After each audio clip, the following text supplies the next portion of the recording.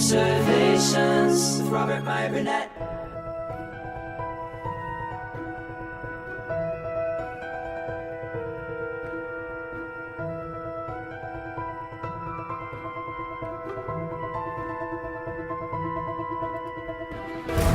Well, greetings, imagination connoisseurs. Once again, it is I, your Duke of Dope Discourse, your master of fun and wonder, your viceroy of verisimilitude, your sommelier of sci-fi and cinema, your archbishop of Banterbury, your chancellor of cheerfulness, your evangelist of the imagination, and, of course, your existential Mr. Rogers. That's right, Robert Meyer Burnett, and I am once again Robcasting at you from the Robservatory. You imagination connoisseurs, you members of this, the Post-Geek Singularity community.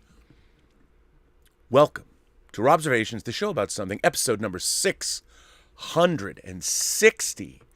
My God, we're getting close to episode 666, Armageddon Day. No, I don't know. We're just going to have fun with it. A lot of people are already up in arms, and I'm like, so you're celebrating the Prince of Lies. Well, I'm celebrating the devil as a figure in pop culture. And by the way, it wasn't even me who brought it up. It was you guys, you imagination connoisseurs. So this is kind of a different show, a little bit, than I normally do. You know, I'm always saying to people, it ain't show friends, it's show business. Quoting Bob Sugar from the great Jerry Maguire from, of course, Cameron Crowe's screenplay, which I love. But also, I always say, in Hollywood and in life, you don't get what you deserve, you get what you negotiate. Also, I should say that when you come up with an idea, any idea, it could be your original idea, and you might think that you own it, but because you don't get what you deserve, you get what you negotiate. You should remember, if you're going to work in the creative sphere, and you're going to create something, anything that you're going to put out there, that you want to sell or exploit or IP that and turn it into something huge, you have to protect yourself and your idea. Copyrights, trademarks, all of those things. There are legal tools that you need to use to protect yourself. If you don't, is your idea, as original as it might be, is it really yours? Did all of you out there know that George Romero's original classic zombie film, Night of the Living Dead, was in the public domain? If you wanted to, you could make a copy of Night of the Living Dead. You could sell it, distribute it yourself, if you wanted to. I'll tell you why that happened. It's kind of interesting. And it's sort of sad. But, so, Night of the Living Dead, I'm getting this, by the way, from Wikipedia, just because there's a number of different articles I consulted, but I'm just going to read this from Wikipedia for you. Night of the Living Dead entered the public domain in the United States because the original theatrical distributor, the Walter Reed Organization, failed to place a copyright indication on the prints. That's all they did. And at that time, the United States copyright law held that the public dissemination required copyright notices to maintain a copyright. Image 10 displayed such a notice on the title frames of the film beneath the original title, Night of the Flesh Eaters, but the distributor erroneously removed the statement when it changed the title. Because Night of the Living Dead was not copyrighted, it has received numerous home video releases on VHS, DVD, and Blu-ray. As of 2019, Amazon.com lists editions of Night of the Living Dead numbering 13 on VHS, 130 on DVD, 12 on Blu-ray, 1 on Blu-ray 3D, and 56 on Amazon Video. The original film is available to view or download for free on various websites such as the Internet Archive and YouTube. As of March 2019, it is the Internet Archive's most downloaded film with 3.1 million downloads. This is Night of the Living Dead. All because they forgot the copyright notice. They left it off the prints. Not good. Not good. So when you come up with your genius IP idea, just make sure you look into trademarks, you look into copyrights, however you want to do it. Find out what's best for your idea, what you should and should. I don't know what you've made. I don't know what you're creating. But you have to make sure that you protect yourself legally. Make sure that your idea is your idea. Now, That is not to say that there's not all kinds of shenanigans going on with our copyright laws. For instance, Mickey Mouse probably should be in the public domain. But do you think Disney Corporation is going to let that happen? So anybody and their mother can start making Mickey Mouse films or Mickey Mouse anything? No, they'll fight it tooth and nail. But if you look into our copyright law, it's kind of strange. Well, anyway, then there's, of course, fair use. If something's transformable on YouTube, can you play music without getting a copyright strike, monetization? There's all kinds of stuff dealing with copyright law. I myself was embroiled in the Axnar lawsuit where a fan film project I was involved in, I wasn't sued, but Alec Peters, the impresario and the creator of that project, was, because he was we were all blatantly using Paramount and CBS copyrights that weren't ours. Simple. Pretty simple. We didn't own Star Trek. But there's a huge case that was settled by the Supreme Court. News broke today. Between Google and Oracle, big tech giants each. Larry Ellison, who founded Oracle, his son David and his daughter Megan. Megan runs Annapurna. David Ellison runs Skydance, so they're big in Hollywood. So this case affected their family, their dad specifically. But it's a very interesting case, and I wanted to get into it today because it has ramifications for Hollywood and for, well, all business moving forward. Now, I wanted to read an article, first of all, to start with, about what exactly is going on, what happened. So this is an article by Rena Diane Kabayer that was from February of 2020. So I just want to touch on this first. Application Programming Interfaces, or APIs, are the building block of software interoperability. APIs provide the specifications for different software programs to communicate and interact with each other. For instance, when a travel aggregator website sends a request for flight information to an airline's API, the API would send flight details back for the website to display. Keeping APIs open, meaning they're publicly listed and available or shared through a partnership, enables developers to freely build applications that work together. That practice is the basis of how software works today. But a decade-long fight between Google and Oracle over API copyright and fair use could upend the status quo. The dispute started in 2010. When Oracle, which acquired Sun Microsystems, the previous owner of Java, filed a copyright infringement case against Google for using Java APIs in its Android operating system.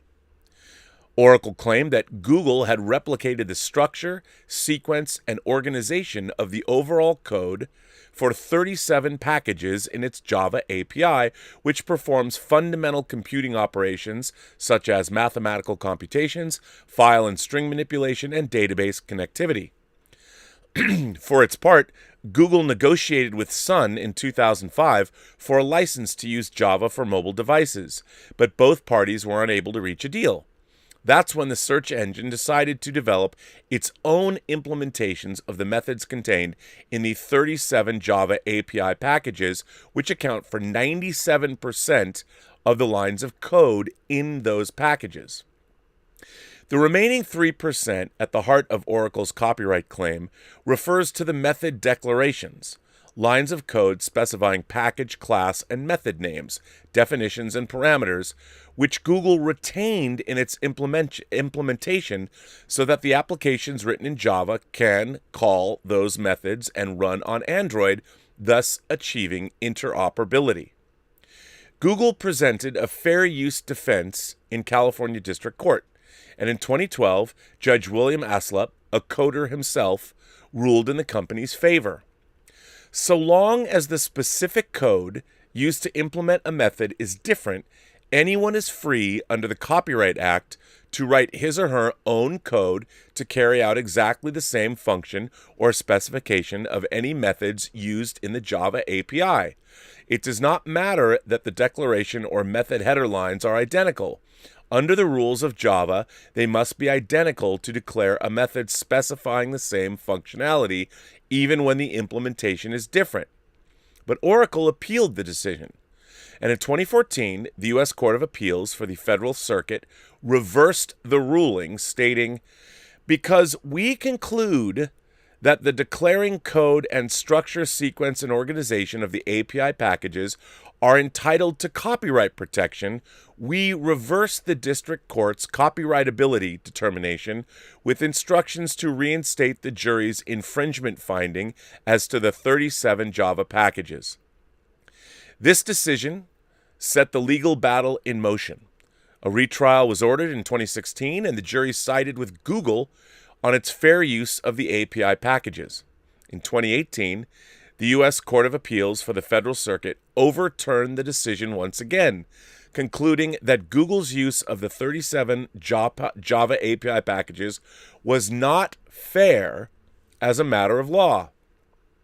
As a last resort, Google petitioned the U.S. Supreme Court in 2019 to review both copyright and fair use rulings against the company. Intellectual property scholars, computer scientists, software developers, and even Google's rivals, tech companies such as IBM, Microsoft, and Mozilla, have backed the company, filing supporting briefs to the court. The Supreme Court confirmed it will hear the case with arguments set for the 24th of March. It's good for the Supreme Court to step in. James Grimmelman, a law professor at Cornell Tech and Cornell Law School, who also holds a bachelor's degree in computer science. It's an opportunity for them to provide some much-needed clarity on the law of software copyright. In a statement to IEEE Spectrum, which is where this comes from, Deborah Hellinger, Oracle's head of global corporate communications, said, "While Google would prefer to live in a world unencumbered by intellectual property rights, in the real world, copyrights are an essential protection and incentive for innovation. Oracle offers several licensing options for Java. Ethical developers and businesses around the world continue to recognize the value of Java and take advantage of our licenses to drive innovation and profit. Unfortunately, Google opted to ignore standard industry licensing policies to build its business by stealing Oracle's IP." So basically, Oracle acquired Sun Microsystems that owned or developed Java. And the code in Java, which they didn't develop but they purchased along with some Microsystems, was basically theirs. But there was a little bit of that code that they owned that everybody felt they needed to use. And so basically what Google did was they just went ahead and used this code that they needed so they could have software that talked to other pieces of software. But they didn't pay Oracle any money, even though Oracle owned this outright. That is not in dispute. What is in dispute is that Google made use of Oracle's property to create software for their Android operating system and got away with it. If the Supreme Court decides in favor of Google, then software development will go on as it does now. That's a good thing because developers won't have to get a license to do their work, says Corinne McSherry, the legal director at the nonprofit Electronic Frontier Foundation. If people could build on each other's work, things would be interoperable. However, if the Supreme Court upholds the Federal Circuit's ruling, especially in the case of APIs being eligible for copyright, some experts think chaos will ensue. I think if Oracle wins, there will be a period of massive disruption as companies will use copyright to prevent people from re-implementing or interoperating with the APIs they built.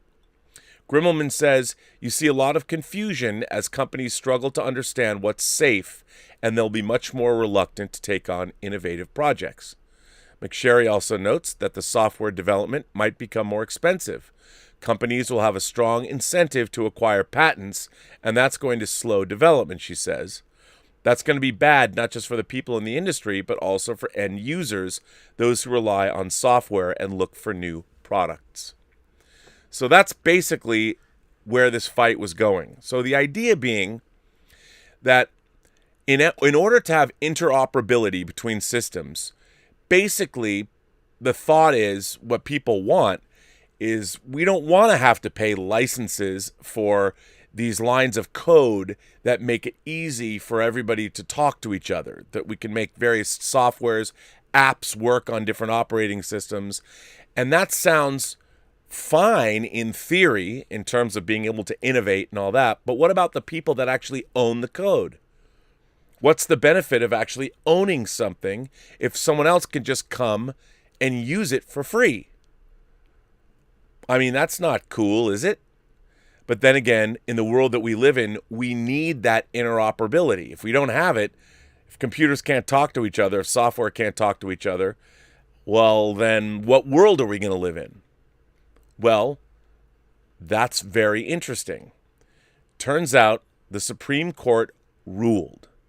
And the Supreme Court ruled basically in a nutshell. Well, not in a nutshell. They ruled in Google's favor.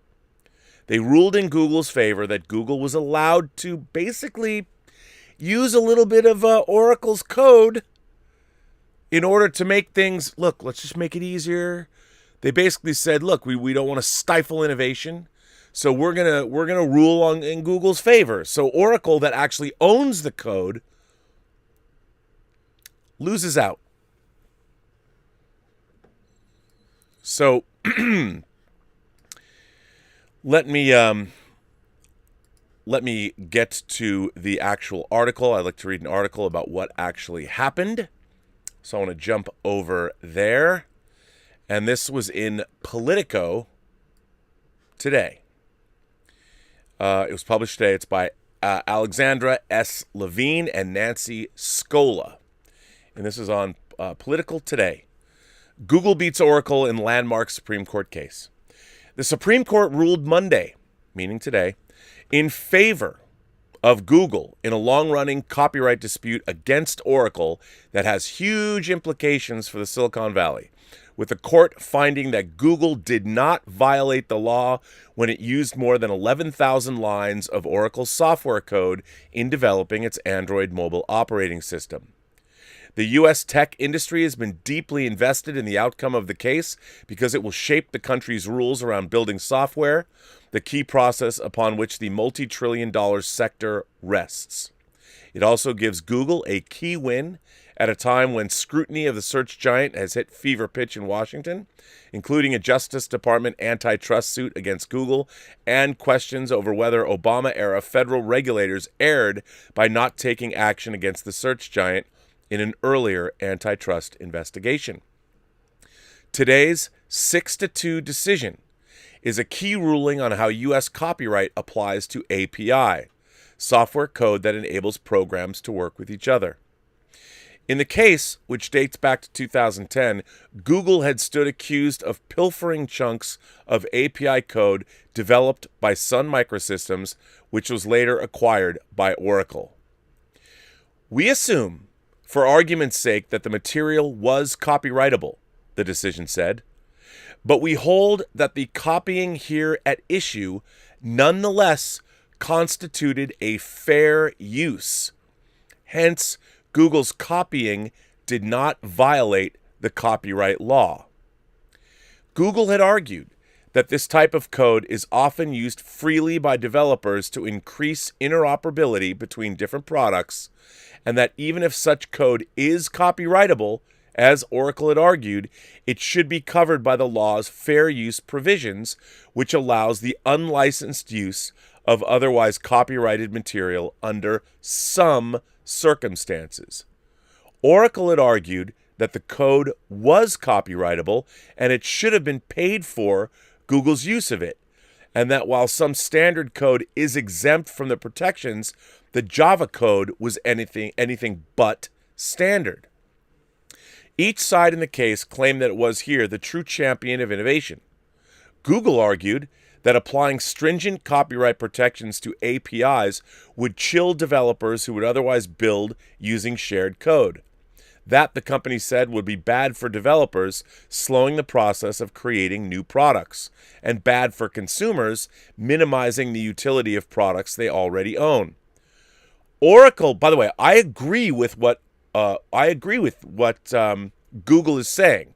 Basically, we want to make it, they want to make it, so they can develop software that works with other software, and developers can be free to do whatever they want to make our world a better place to live in, and to make our computer technology more innovative and having a lot more leeway to work. Oracle had argued that a Google victory would discourage programmers from investing deeply in software developing, knowing that the resulting code could be used by others without compensation. I also agree with Oracle, because basically Oracle is saying, look, we develop an API. It's our API. If you want to use it, fine, you can use it. You just have to pay us. Now, as an example, let me use a Blu-ray. It's not exactly the example, but Sony owns and operates and creates Blu-ray. Anybody that wants to manufacture Blu-rays that isn't Sony has to pay a licensing fee to Sony to put, say, a movie out on Blu-ray. So Warner Brothers, they got to pay Sony if they want to put out Blu-rays. All the other studios do, independent companies, anybody who wants to put out a Blu-ray. Even when we were doing the Axanar short, Prelude to Axanar, on Blu-ray, had to pay a licensing fee to Sony. Because they own the format. They created it. I think that if you own the format, if you own the API, if you own the code, it's your code. But anyway, the Supreme Court said Google's use of the Java API included only those lines of code that were needed to allow programmers to put their accrued talents to work in new and transformative programs. Meaning, yeah, okay, you used a little bit of code from the Java API that allows your software to talk to somebody else, but basically your software is brand new and incredibly innovative, and the world is better off with this brand new and innovative software, and you just used a little bit of the Java code so it could talk to other people. But your brand new innovative code is so transformative that we're going to let it go. However, the actual idea of an API, or just it would be like, look, you still need the voice box in order to talk. You know, you still need to be able to do that. And just because you've written this giant new innovative program and you only use a little bit, like this means it's covered under fair use, but this little bit over here, you can use that for free, even though it's owned by Oracle. What if that were you?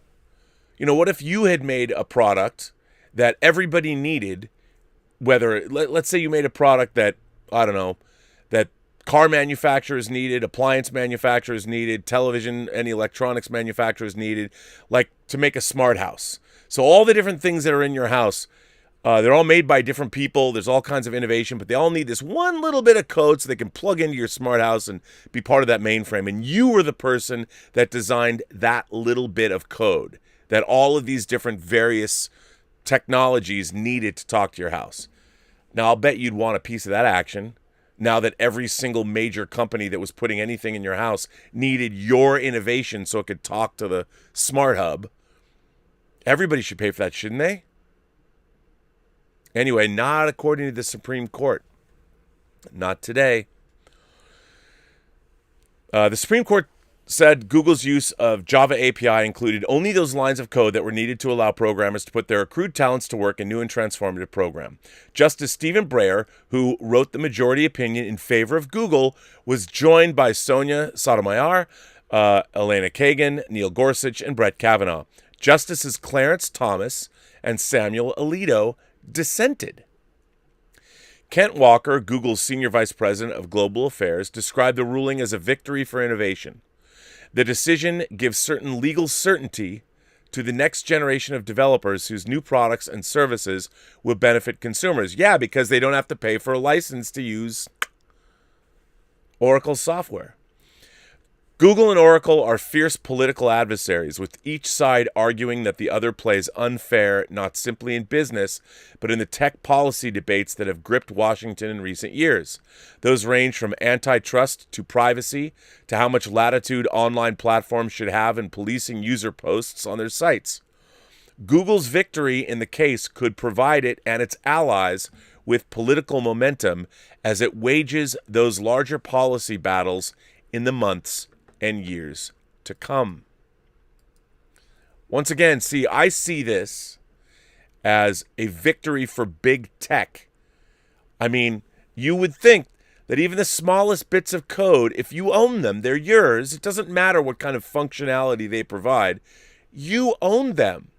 So basically what this ruling is now saying that, well, you know, if it's going to benefit the public good and it's going to help innovation, these little bits of code, they're going to be fair use.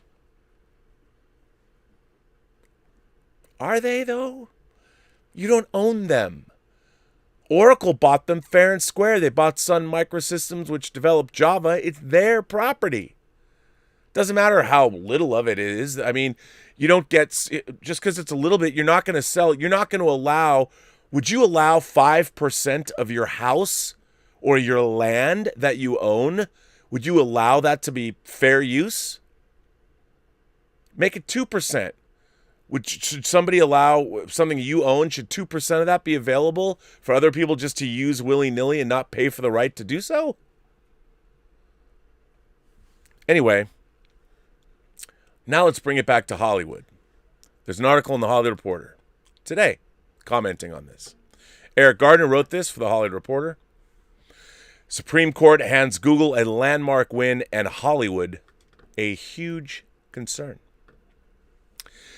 Google can let out a huge sigh of relief now that the Supreme Court has saved the tech giant from billions of dollars in damages in a long-lasting lawsuit brought on by Oracle over computer code used to build the Android operating system. As for big movie studios, while a copyright dispute about computer code might not seem like a subject of particular consequence for them, an opinion from Justice Stephen Breyer concluding that Google made fair use of copyrighted material will very likely be discussed for quite some time and be invoked in other contexts.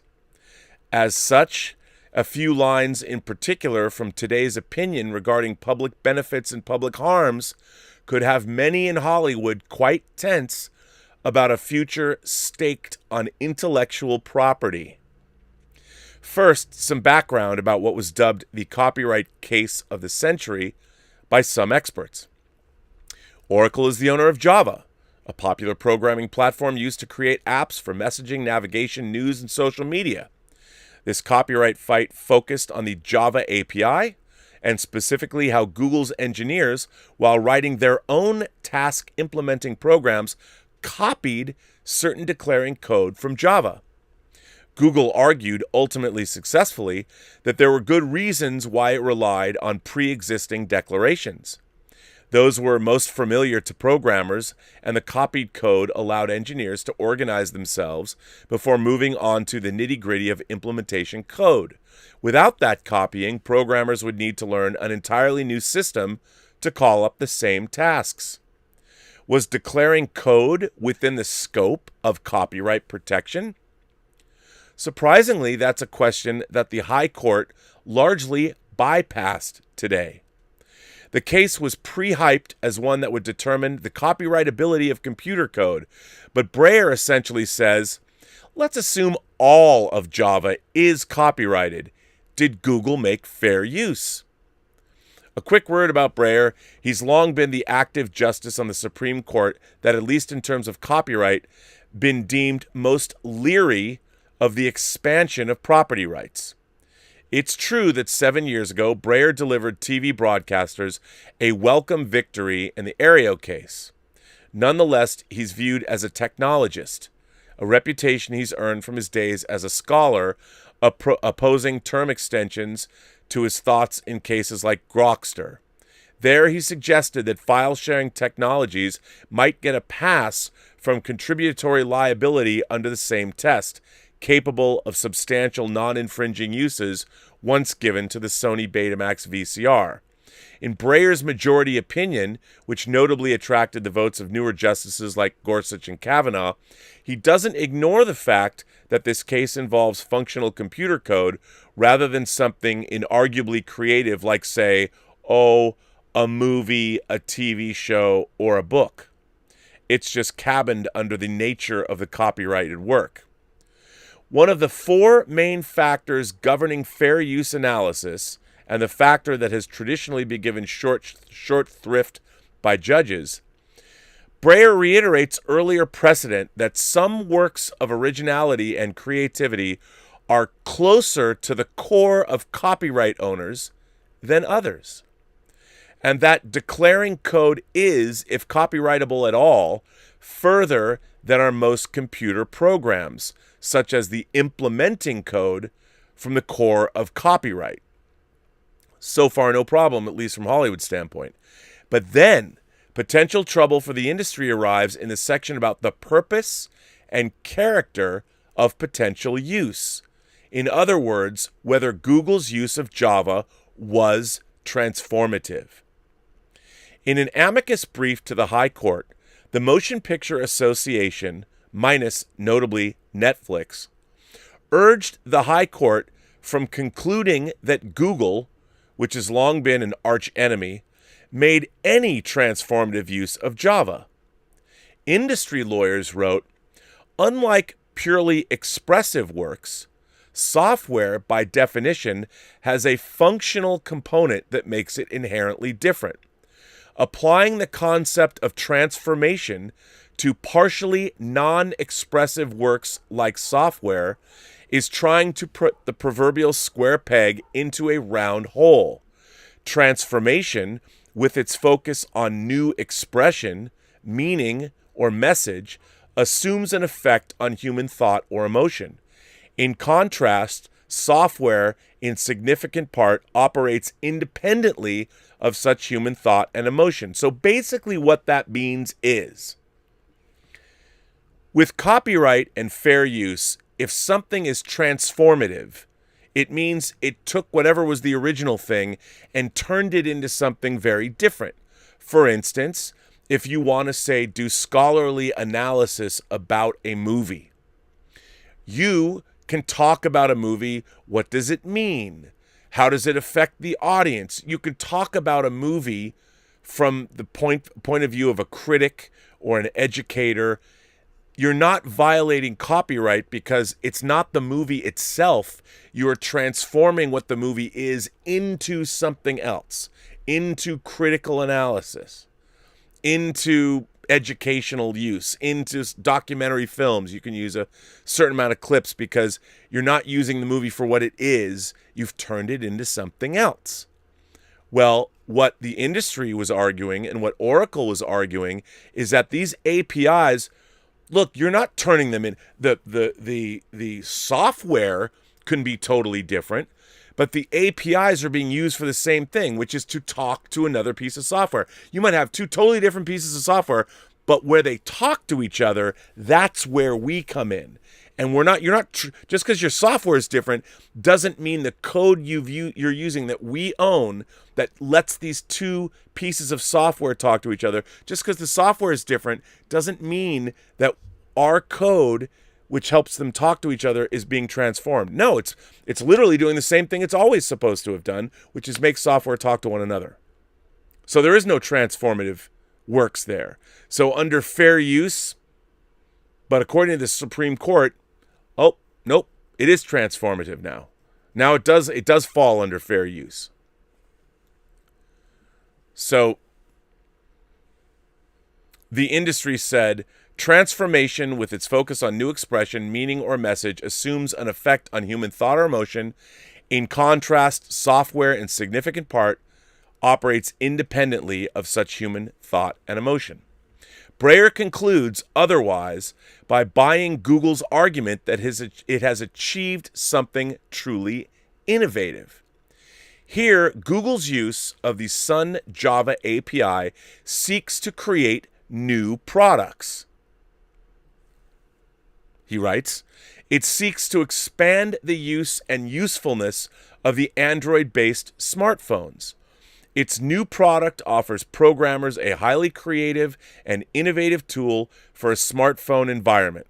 To the extent that Google used parts of the Sun Java API to create a new platform that could be readily used by programmers, its use was consistent with that creative progress that is the basic constitutional objective of copyright itself. Okay, let me give you another example. Let's say you are the person that created a screwdriver. Let's say you made the screwdriver, right? You made it. It's yours. You own it. A screwdriver is used to do all kinds of things. You could build a car with it. You could build a building with a screwdriver. You could build a boat. You could build furniture. All the things you could use a screwdriver with. Basically, what the Supreme Court has decided and what Google has maintained is that, listen, man, we were able to build boats and cars and buildings, but we needed that screwdriver. But look what that screwdriver did. Look at how many things it allowed us to make. All these different things that made society so much better. And you're the guy that says, hey, I made that screwdriver. If you're going to use my screwdriver, you have to pay me to use the screwdriver. Because I own it. I get a piece. Every screwdriver is sold, I get a chunk of change from that screwdriver. The Supreme Court said, nope. Your screwdriver, look, that's just a little piece. It's just a little tiny piece. Look at all the good your screwdriver's done for our entire civilization. So Google doesn't have to pay you for their screwdriver. Basically, that's what they're saying. The API, the Java API, is basically a screwdriver. It allows all these things to connect, and you can make any kind of software you want, but you use a little bit of code so we can talk. It's kind of fucked up, really. And it's another example of big tech riding roughshod over, well, what's correct? What's right? Now it seems like, it's two tech companies. But what if it's something that you made? What if it's something that you created, an innovation that you trademarked and copywrote and whatever you need to do legally to protect it? It was yours. And then all of a sudden somebody found a use for it and it's being used all over the place from every single developer from here to Timbuktu, and they don't want to pay you for your little innovation. Is that fair? They're using your innovation and they might be using it to make great things that benefit society. But it was your innovation that made that possible. And they're basically saying, no. Personally, I think it's the wrong decision. And it's the creative progress doesn't matter. You still have to pay. Creative progress, you don't suddenly just decide to tell people that, you know what, just because you're benefiting mankind, you don't have to pay for, a simple licensing agreement or a licensing. Let me license this API, this Java API. If you need to use that, well then, Sony doesn't let me make Blu-rays for free. I'm sending people Skyfighter Blu-rays. You don't get them for free. I have to pay Sony if we make the ones that we're sending out to certain viewers of this channel. And yet the Supreme Court now stepped in and said, nah, Google, you get to do what you want. Oracle, I know you own this. I know you acquired Sun Microsystems that you paid good money for, but this Java API, hey, you know what? They need to use it. We need to use it. It makes our civilization better, so they don't have to pay. And that Breyer also notes that Google's engineers did what they did partially for the sake of interoperability before ultimately tipping this fair use factor towards Google. And that isn't the only cause for fire alarms to ring. Instead, the lines that Hollywood may find most disconcerting come from the section that measures the fair use factor of market effects. At an earlier stage of this case, the MPA, the Motion Picture Association, had authored a separate amicus brief aimed to ensure that just because a Hollywood studio or any copyright holder hasn't exploited its work somewhere doesn't mean they wouldn't eventually do so. So what does Breyer write? He acknowledges that a copyright infringement does mean potential losses for an owner, but adds that one must also take into account the source of the loss as well as the public benefit the copying will likely produce. Are those benefits, for example, related to copyright's concern for the creative production of new expression, he asks? Are they comparatively important or unimportant when compared with dollar amounts likely lost, taking into account as well as the nature of the source of the loss? Breyer nods to how a jury could have found that Android didn't harm any market for Java, and that there was good evidence that Oracle wasn't in any sort of position to enter the mobile phone market. Google sought a license to use the Java code but didn't get it, but that's not important in the end.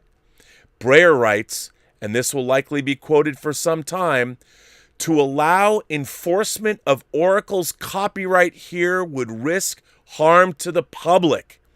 Okay, that kind of shit scares me to death. Because basically what our government did here, what SCOTUS did, was basically say, you know what? Oracle, you probably weren't ever going to make phones. You were never going to make phones. Android, Google, they're making phones, man. So, so they took your property, your code, and they used it. And isn't it better that the world has Android phones now? You weren't going to make phones.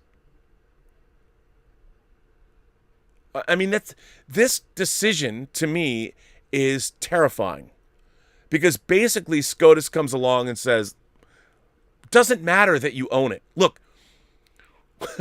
our country, our whole way of life is sort of founded on the idea that possession, ownership is a big deal.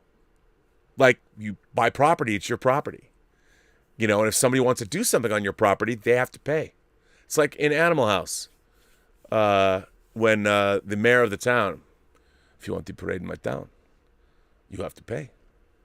You're using my police, my sanitation people, my Frios mobiles.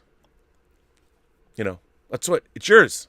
That's what you have. It's yours. Well, Oracle had this thing, and now SCOTUS has come along and said, no, you weren't going to use it to make a phone, so what difference does it make? We're going to let Google take what's yours and use it to make how much money? Oh, but it's better for people. It's better for...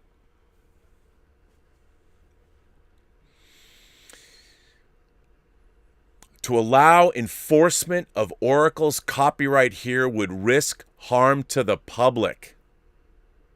Really? Explaining, he adds, given the costs and difficulties of producing alternative APIs with similar appeal to programmers, allowing enforcement here would make of the Sun Java API's declaring code a lock limiting the future creativity of new programs. Oracle alone would hold the key. The result could well prove highly profitable to Oracle or other firms holding a copyright in computer interfaces, but those profits could well flow from creative improvements, new applications, and new uses developed by users who've learned to work with that interface. To that extent, the lock would interfere with, not further, copyright's basic creativity objectives. In other words, copyright becomes the enemy of progress, an exclusive ability to control and stymie a developing market. That's something that a majority of justices on the Supreme Court find intolerable, and it's an important development in the history of IP enforcement.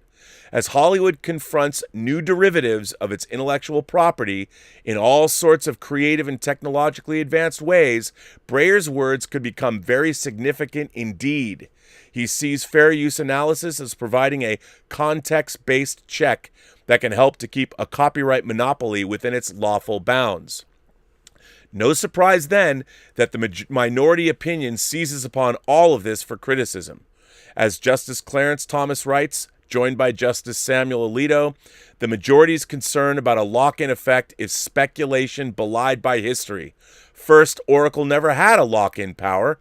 The majority again overlooks that Apple and Microsoft created mobile operating systems without using Oracle's declaring code. And putting it all together, including the section on how Google has made transformative use of code through the creation of new products, Thomas continues, that new definition eviscerates copyright. A movie studio that converts a book into a film without permission not only creates a new product, the film, but enables others to create products. Film reviews, merchandise, YouTube highlight reels, late-night television interviews, and the like. Nearly every computer program, once copied, can be used to create new products. Surely, the majority would not say that an author can pirate the next version of Microsoft Word simply because he can use it to create new manuscripts. I mean, I never thought I'd be in total agreement with Clarence Thomas, but I gotta say, I'm in total agreement with Clarence Thomas here. I mean, this is a crazy decision for anybody who's created their own IP, their own idea, which is a lot of you out there. The fact that this Oracle decision by SCOTUS has basically said, you know what, Oracle? I know you own this code, but the world's just better off if they can steal from you, steal your shit, and as long as they make other things that are good for society, the fact that they stole from you, well, that doesn't matter. Where does that end? You know what? You're not using this 10% parcel or 5% parcel of your farmland. I'm going to use it. And you know what? I'm going to plant things on it that you weren't going to plant anyway, so it's going to be mine. It's kind of fucked up. And I read this and what's going on here, and I have to say it bothered me. It bothered me. It bummed me out. This whole thing bummed me out because I'm like, you know what? I mean, I certainly was involved in a case making a fan film, and I wanted to make the fan film. I know it was Star Trek, but it was like we could say, yo, no one's making in-universe Star Trek documentaries. You've never done that. We're doing something, and we did do that. We did try to do that. Look, and for the record, Axanar is Star Trek. We were using the Star Trek IP. Knowingly. I mean, yeah, we were trying to do something transformative that hadn't been done, but it was still Star Trek. That was the whole point of making it. So, anyway, wasn't my fight. I was just a witness. But at the end of the day, I believe in the ownership of people that create things. They should have a piece. They should get a little chunk, a little, little sweetness. You make something good, it's yours. If you write a short story and they want to turn it into a feature, they come to you, they pay you. Just because they're transforming it into a movie. Nowadays, according to SCOTUS, it's like, you know what? No one was going to make this movie. No one was going to make this book into a movie. Isn't it better that these guys just went and made your movie? Yeah, but I wrote the book. I know, but they went and made a movie. It's totally different than a book. You didn't sell it to anyone. Not a good decision, SCOTUS. Not a good decision. The fact is, people who make innovative, cool things that they own, if other people want to use them, they should have to pay. Innovation or not. Figure that shit out. Apple and Microsoft, same thing. They didn't have to go steal Oracle-owned code to make their interconnectivity happen. But scary. Scary stuff. I know not my usual bill of fare on this show, but I thought it was interesting. This decision dropped today. This is going to have ramifications. We're going to hear about it for a long time to come, I think.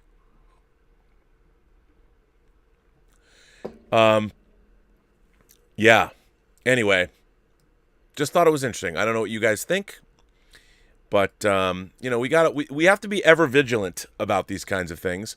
We have to make sure that that in this case, I know you're talking about two giant companies, but the fact is, what if it was you?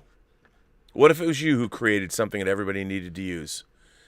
And, yeah.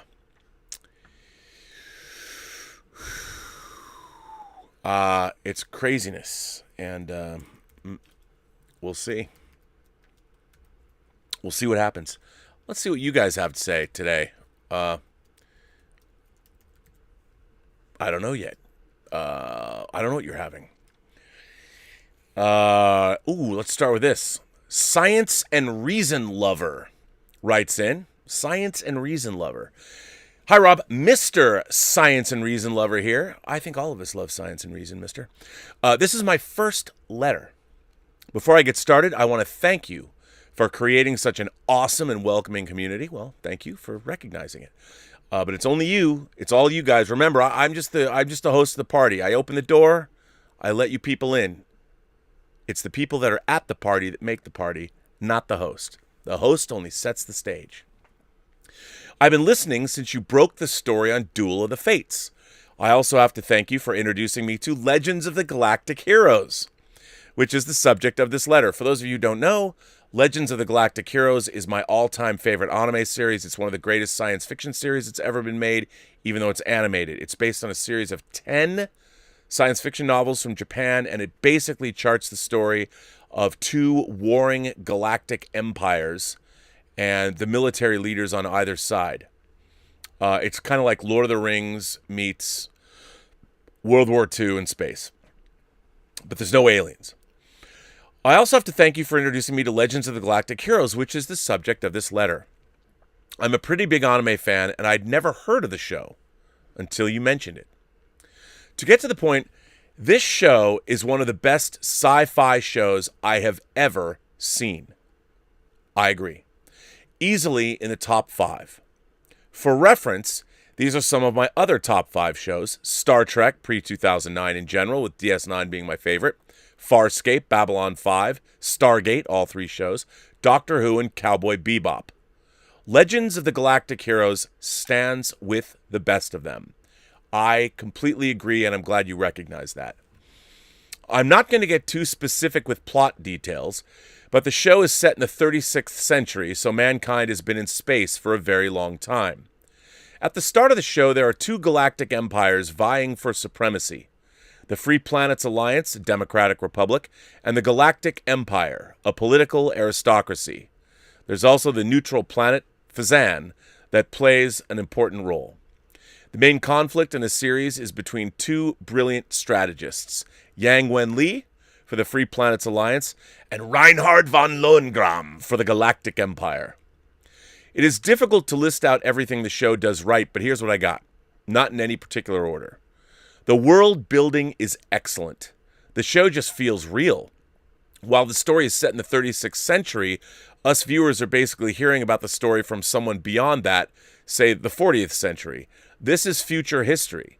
The history of humanity, galactic expansion, the eras of peace and war, the rise and fall of ideas and religions are all laid out beautifully and gives the story some much-needed context. The cast of characters. I've mentioned the 2 main characters already, but the sheer number of characters in this show is staggering.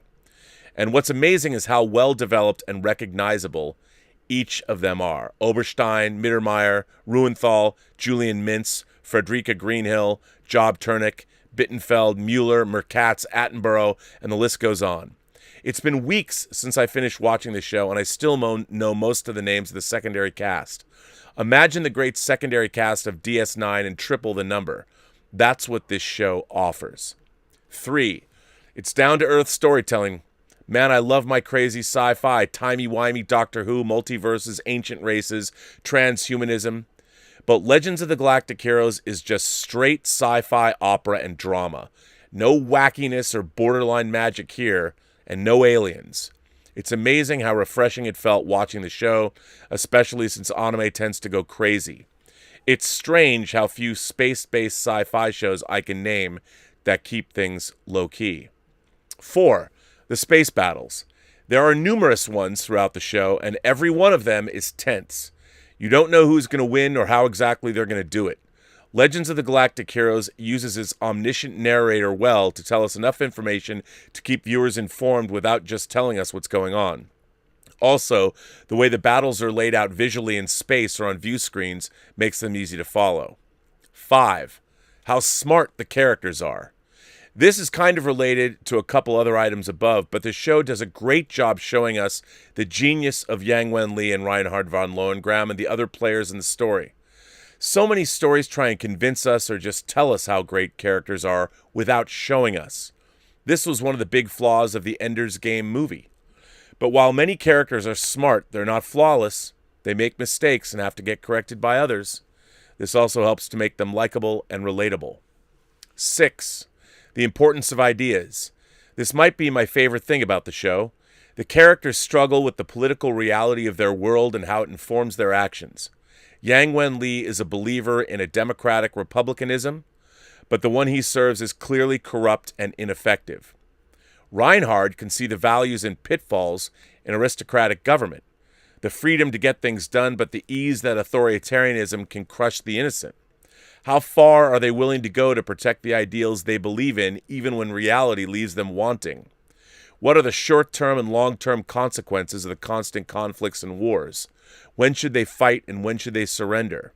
So many shows are so worried about going at it at breakneck pace that they never take the time to go deeper into their lore, world, or story. But this show does. I could probably keep going and write a whole thesis about this show, but I think I will stop here.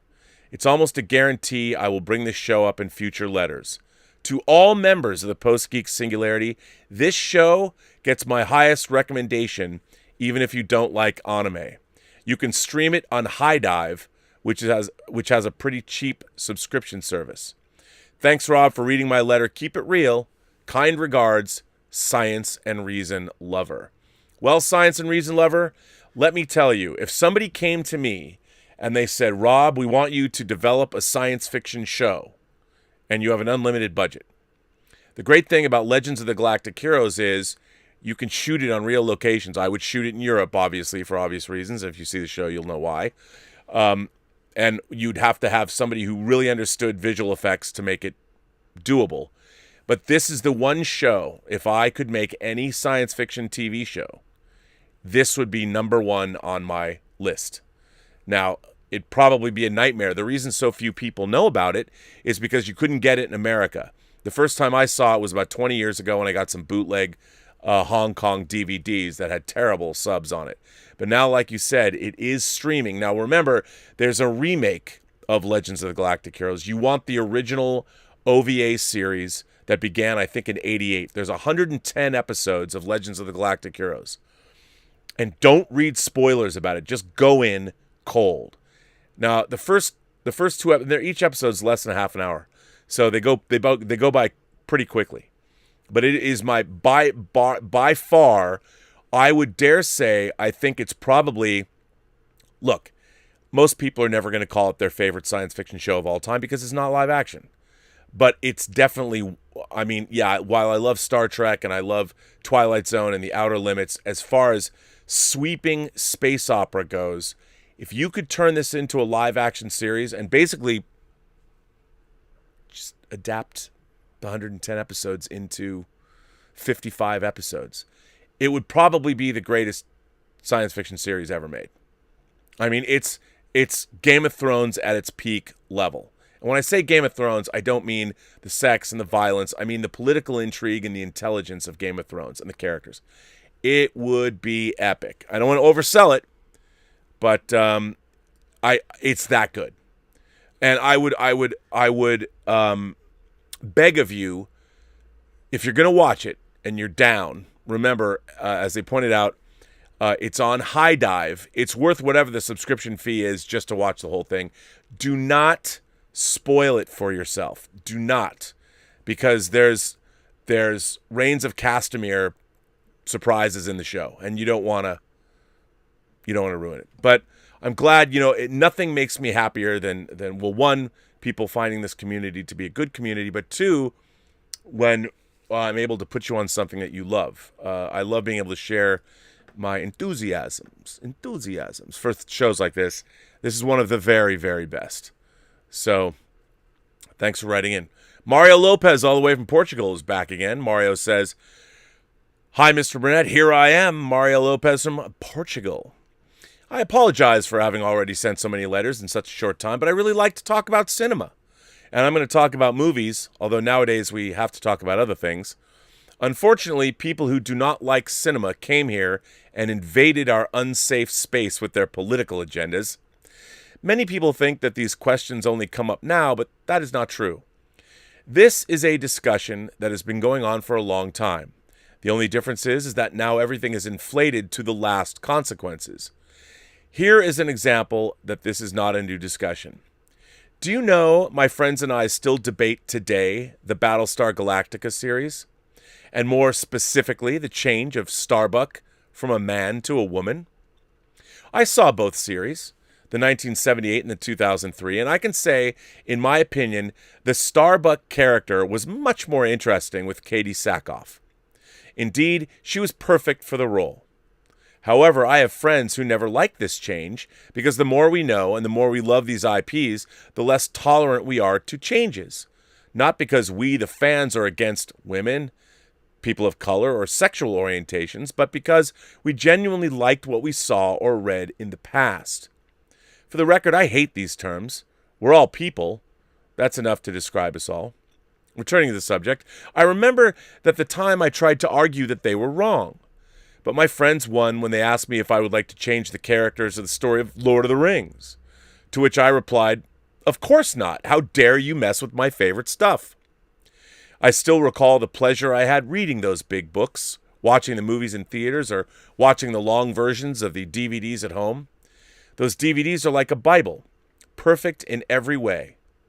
And the extras, my God, how fabulous it all is. I know, Robert, you are in part guilty of the fact that these are some of the best physical content that someone could ever have in his home video collection. Well, I have to say, I was just part of a team.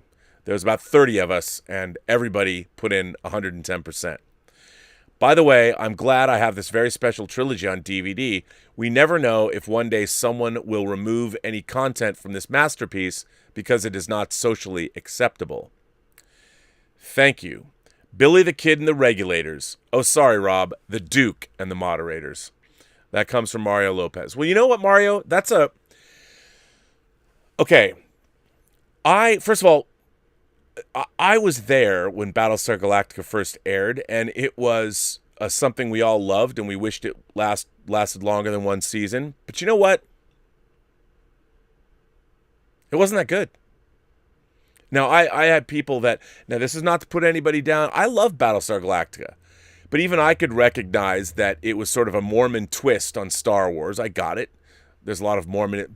Glenn Larson, who created the show, put a lot of his beliefs into the show. And I liked Battlestar Galactica, but it was... The characters weren't exactly innovative. I think that what Ron Moore and David Icke did with their reimagining of Galactica was they took everything that was cool about it and they extrapolated onto that situation. I mean, come on. In the pilot of the original Galactica, all of humanity is wiped out in the first hour. And then in the third hour, Starbuck's like, I wonder if we can book these girls onto the circuit. What circuit would that be, Starbuck? Your entire homeworlds have been destroyed. I thought that the new version of Galactica was terrific. Now, gender swapping Starbuck didn't bother me at all because, like you pointed out, Katie Sackhoff was very well written, and they gave her a different twist on the character because they had an idea. It was character and story based. It wasn't based on the fact that they said, we need more representation, so we're going to gender swap or color swap or whatever swap we're going to do. I have no problem with swapping any character for any reason at all if it's well written and if you have a great, if it's a great character and a great story. Give me that. Give me that. But so often, modern gender swapping or whatever feels it's all tokenism. It's all tokenism. I mean, I thought the fact that Katie Sackhoff was played that character to the hilt, and it was a new take on the character, and I loved it. I loved the relationship she had with the Dama.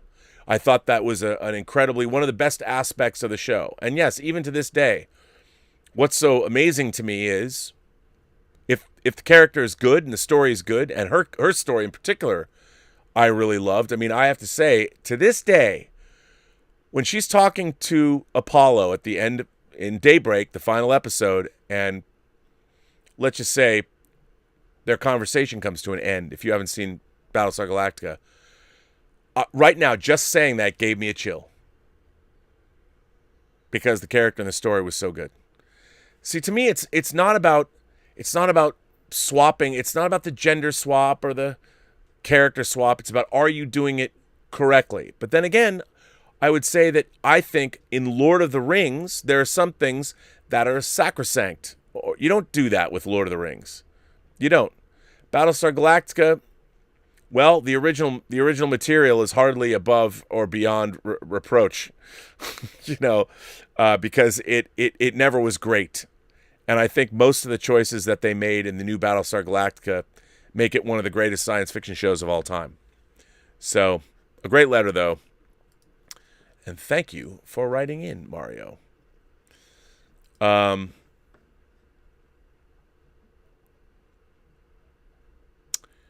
Actually, this is a letter for Let's Get Physical Media, which I will save. I will save that. This is a good one. David Miller writes in. David Miller says, "Hello, Rob. There's a question I would put to J. Michael Straczynski if I had the opportunity." That's who created Babylon 5. But it is also a question I'd like to get your input on, so I'm forwarding a letter to you that I wrote for J. Michael Straczynski. Dear Mr. Straczynski, I'd like to start by saying that I love Babylon 5. I absolutely love it. That said, I'm a fan of science fiction. I'm also a fan of fantasy, and I have a little problem when the two are mixed. This goes back to the first Star Wars film. I had a mild allergic reaction to the Force in Star Wars, but I felt it hit the right balance. The Force was this vague phenomenon that had unpredictable effects on the real world of the film.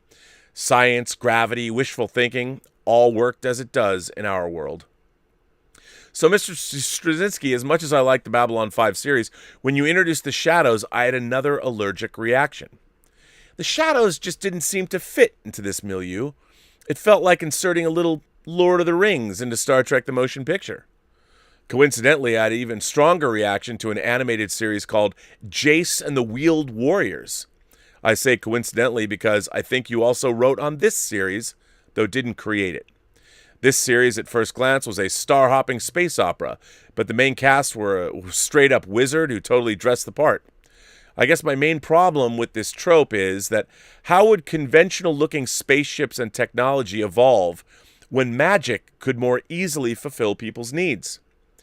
Now, Mr. Straczynski, you're probably asking how I have problems with the Force, or Jace and the Wheeled Warriors, or Mum-Ra the Ever-Living, when I don't have a problem with Doctor Strange in the Marvel Universe. My answer to that is that I see superheroes as its own genre, separate from science fiction or fantasy or horror. The science in the Marvel Universe isn't real science, it's alchemy. So my question to you, Mr. Straczynski, is how do you reconcile mixing science with magic? Thanks so much, David Miller. Okay, Rob, now I ask you, what are your feelings about having space magic in a sci-fi setting? I look forward to your answer. A great question. And again, first of all, I want to preface it by saying, it really depends on how it's done. Again, well-written stories, bring it on. I'm a fan. If you can make it work. Babylon 5 had necromancers, right? You've got the necromongers in Chronicles of Riddick. But I do think it's really difficult to pull off. One of the great things I love, again, about Legends of the Galactic Heroes is that there is no aliens, there is no magic. It's all technologically based, and it makes it feel real. The thing about the Force, I didn't have much of a problem with the Force because, I grew up in the 70s and there was Kirlian aura photography and all that. So the idea of an energy force that is created by all living things makes sense to me. And the fact that you can tap into that technologically, Kyber crystals or whatever, you could focus that energy or use it in some way. I don't have that much of a problem with it. But if you're going to cast spells and conjure up things, that to me, it transgresses credulity. So in your universe, I think it's really important in whatever science fiction or fantasy universe, whatever milieu you're creating, you need to keep it believable. And if you have aliens that can transmute matter, like Sylvia and Korob in Catspaw, in the Star Trek episode Catspaw, they're wizards, warlocks, witches, whatever, but they had a machine that allowed them to make those changes and whatever. Then I'm like, okay, so it's not really magic, it's back to science fiction. Because I think it's very hard to meld the two. I don't usually like it. I like science fiction that's based on real existing science, as far as it goes, such as it is. I don't necessarily like a lot of fantasy. I had a problem even reading fantasy growing up. I read Lord of the Rings. I read the first Shannara books, and I read Thomas Covenant, The Unbeliever. I read the saga of Pliocene Exile that Julian May wrote. I mean, those things, but I wasn't a big fantasy fan because I didn't dig magic. I mean, I like the idea of magic, but reading about all the creatures and all, I like the idea of technology, maybe because I'm a futurist. But, I found it difficult to care when magic can be used to do anything you want. But that's kind of how I feel about it. I'm not a big fan of mixing the two. So, yeah. Sky writes in. Sky says, well, hello there. I just finished episode 653 of your show, and it was great. So many great letters and comments. You and the Post-Geek Singularity were on fire. In particular was a letter from Julian, who discussed his view of episode 2 of Falcon and the Winter Soldier. I'm from the U.S., but live in Macau now, and I'm white. I agree with Julian. It's like he was speaking my mind. I wrote an earlier spoiler-free letter just to say that I liked the episode, and it was deep. I think you skipped it at the time of that episode because I discussed Godzilla vs. Kong spoiler-free, and you wanted to save that for later. I did. Now I can read it. Anyway, I wanted to express the same concerns as Julian, but I was hesitant because I'm a white guy and didn't want to rustle any feathers. The episode took it too far for me when Sam and Bucky are literally discussing race issues and are interrupted by two police officers that are racial profiling. That's too on the nose. Julian put into words underlying thoughts that I had, and I want to thank him for that. Thank you, Rob, for all of your hard work and for facilitating this platform for discussion. Sky in Macau. A lot of people wrote in about Julian's letter. A lot of people didn't like it. They didn't dig it. And I'm like, for me, I sometimes read articles that I just found interesting that I don't necessarily agree with, like the letter I wrote on Saturday, my Easter Island, my pre-Easter letter, where there's a columnist from Medium. I enjoy reading his work, and a lot of people really took me to task for that letter. Or I'll say things like I'll share a letter and they'll unsubscribe. They'll write to me and go, I can't believe you shared that letter. I'm unsubscribing. And I'm like, look, my job is to present things that I'm thinking about. I might not agree with them. But I find them interesting, so I try and share things that I find interesting in order to foster discussion. And judging mostly from the comments on these shows, it does do just that. Between people calling me the fatty of fandom. I mean, I'm not that fat, am I? But or something else, some disparaging comment. I do like the thoughtful. I get lots of great thoughtful responses, and the whether people agree with me or not, or people that take me to task for sharing something that might have inaccuracies in it. I mean, the whole thing is just to spark discussion. Not everything I share do I necessarily believe 100%, but I think they're interesting and they're on my mind. So, yeah. But it's nice that you wrote in. I'm glad you liked that letter, Sky. I appreciate it. Our old friend from Puerto Rico, Victor Rosario Fermain is here. Fermain, I keep wanting it's got to have like a French ending, right? I know I'm misspelling it. Dear Captain of the USS Imagination, actually he calls this Metal, Moms, and Madripoor. Mama Burnett sounds so adorable, smart, and spunky. She doesn't sound like an 80-something at all. Oh my God, she's an athlete too. God bless her. I wish I could give my mother, Ada Maria from 8, a phone call, but she passed away in 2008. I'm sorry to hear that. That's when my father passed away. That summer, the whole family went to see The Dark Knight. Mom was very impressed. I had seen it a week or two before in San Diego, a day before my only Comic-Con. On the other hand, it took me many weeks to convince my mother to come see Iron Man with me. I remember saying, Mom, it's been in theaters for 2 months. The movie doesn't want to go away until you see it. It's that good. She finally did. I think she liked it, but she was uncomfortable waiting for the credits to roll because the cleanup crew were waiting in the back and we were the only people still in the theater. I talked to them, and when they said they wanted to see the after-credits scene as well, she relaxed. Too bad she never saw the Avengers Assemble only 4 years later. In a previous letter, I said that I would watch The Falcon and the Winter Soldier, but that I wasn't excited. High quality and entertainment were given because we never have had less than that from Kevin Feige and his Musketeers Victoria Alonso and Louis D'Esposito. It's a fun show, but unlike WandaVision, I have not been mind-blown just yet. Episode 3 was the best so far, with its John Wick vibe, Sharon Carter appearance, Baron Zemo revelation, Madripoor visit, and Florence Kasumba cameo as Ao. The Dora Milaje badass. By the way, who knew Sam would be cooler without the wings? Kudos to Henry Jackman and his score. It's been remarkable throughout. My prediction? Baron Zemo, Sam, Captain Ironjaw, that's an Atlas Comics deep cut, and Battlestar will all become super soldiers. Ooh. Ooh. Let me end this letter by saying I can no longer headbang worth a damn, and I lost my long hair 2 decades ago, but I am still metal at heart. That means I can still put on ripped jeans and a black t-shirt, and I can also share my favorite metal song list. Here they are.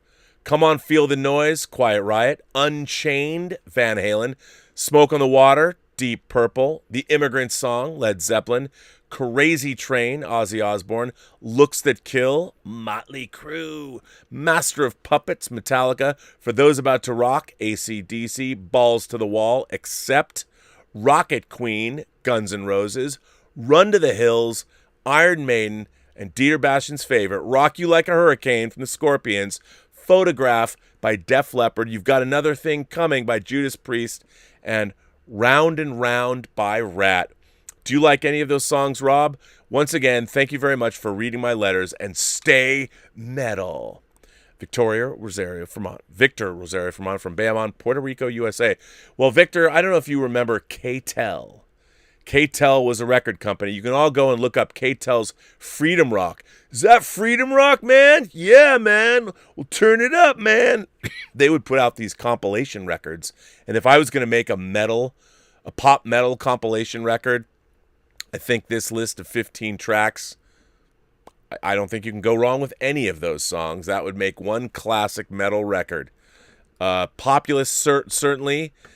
You know, Saxon's not on it, like Dieter praised me for putting on my satanic playlist, but I think that is a very fine list. I like all those songs. There's not one of those songs I don't like. How can you not?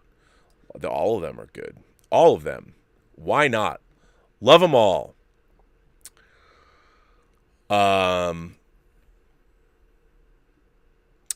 This one comes from Michael Johnson.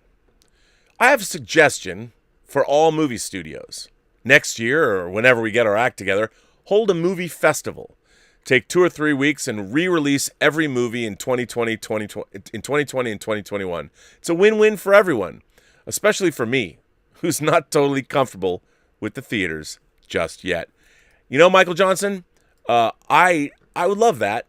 After I get vaccinated, they re-release everything I missed in the theaters so I can go back and see them again, and I would. A collective, I think that's a great collective idea. If we can get all the studios together and put on the missing box office year and re-release films. I like that idea. Yeah.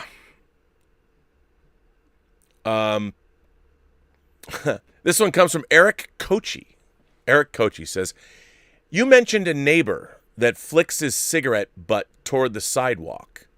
You asked about if he knows where it goes. Why do people let their dogs crap on your lawn and don't clean it up? The truth is, he doesn't care. You must remember the me generation. The 1% found it easier to monetize people if advertisers catered to self-centeredness. By creating the myth that a product makes your life better, makes you different and special, and you're missing out. People become dissatisfied with themselves. Looking for fulfillment outside of yourself just creates a bigger hole. You even said it yourself. Hedge funds crept into the entertainment business, not seeking to make entertainment better, but to make entertainment another way to monetize the proletariat. Like in The Matrix, the 1% see you as a battery. Like you also said, we don't live long enough to care about the long-term damage. I suppose you are like first season Westworld.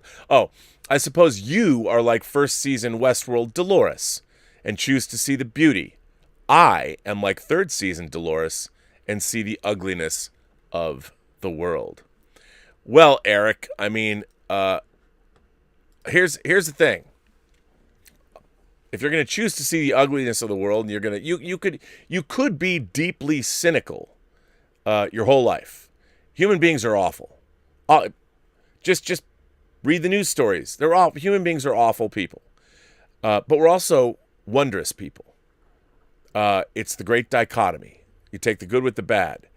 And I do think it's a lifestyle choice. You need to make a choice whether to be happy or whether to be sad. Now, to exist, you're getting hit with it from all sides every day. Existence is a heady mix of happiness and sadness. But there are people that choose to dwell on one and not the other. And I guess I'm not first season Dolores. I'm somebody who recognizes I have a finite existence on this planet. Every single tick of the second hand is one less moment on this planet I'm going to live. So, with that, if that's the case, why don't I do something to enjoy myself? I'd rather enjoy myself than not. And I think everybody, whatever their position, whatever their status in life, can choose to do that. You can choose. And it's also a skill.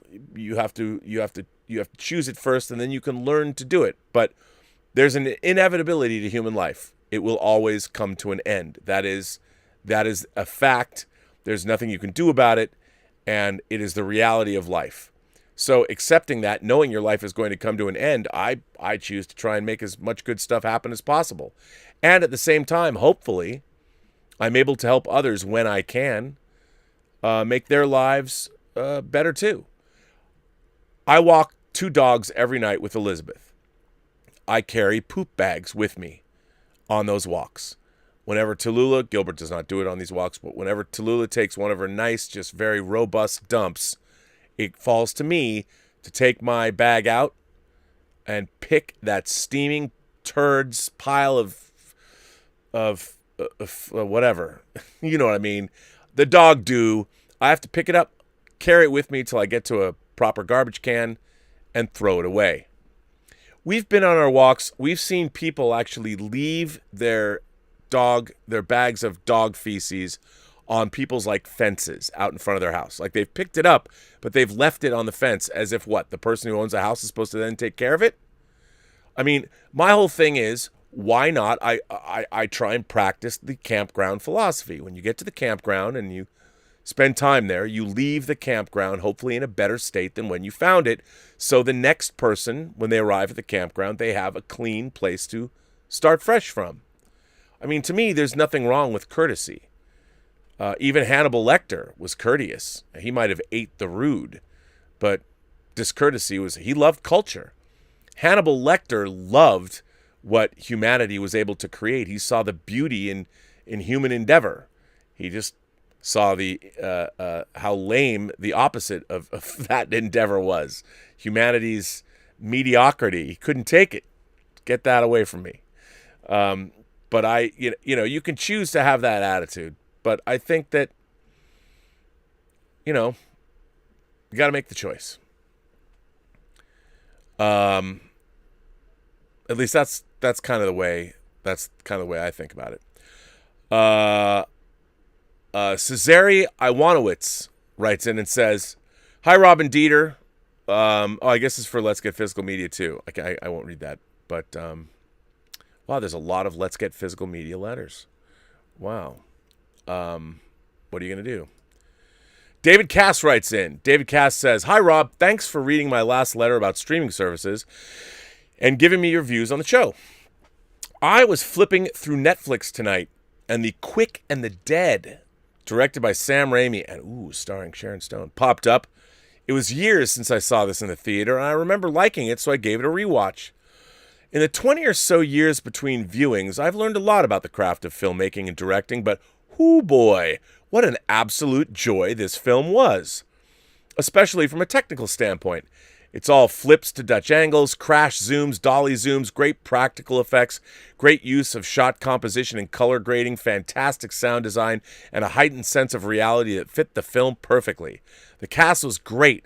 Sharon Stone at peak Sharon Stone, a young and excellent Russell Crowe, an old and excellent Gene Hackman. What a villain. There were some Raimi-type flourishes in his Spider-Man films that were also technically thrilling at times. I enjoy Raimi's films, and I enjoy watching them in a technical respect, too. The final Green Goblin fight, or Doc Ock versus Chainsaw. So the question is there a director that you just love to watch from a technical standpoint? And what is it do they do that they impress you so much about their work? The only ones I can think of are Tarantino and Ridley Scott. Michael Bay is technically very good. See Secret Soldiers of Benghazi or The Island, but is often let down by the material or doesn't handle the material quite right. Thanks again, Rob. I look forward to hearing your thoughts, and keep up the great work. David Cass in the great city of Manchester, the United Kingdom. Well, David, great question. I mean, I think the first person would be Alfred Hitchcock. From a technical standpoint, I mean, he was a master, and he did a lot of very innovative things. The dolly zoom, changing that perspective that people remember from Jaws when Sheriff Brody sits up when the shark's in the water. I love Hitchcock's work, and I have to say, even going back to in terms of technique, you're asking about technique. Murnau and Fritz Lang, they're silent films and what they were doing back then, and Orson Welles in Citizen Kane, unbelievable from a technical standpoint. I think from the modern era, David Fincher's films have an incredible command of technique. There's a really interesting video essay about how Fincher frames subjects even when people are sitting down and he pans across. You realize how meticulous and precise David Fincher's films are. I like Tarantino and Ridley Scott, but to me, Tarantino's technique is he's borrowing from so many other masters. But Kurosawa, somebody whose technique I admire. And Spielberg. Spielberg is a man whose technique is undeniable. The way he moves the camera, the way he thinks cinematically. But yeah, those are ones that are just off the top of my head that hit me. So yeah, thanks for writing in. I appreciate that.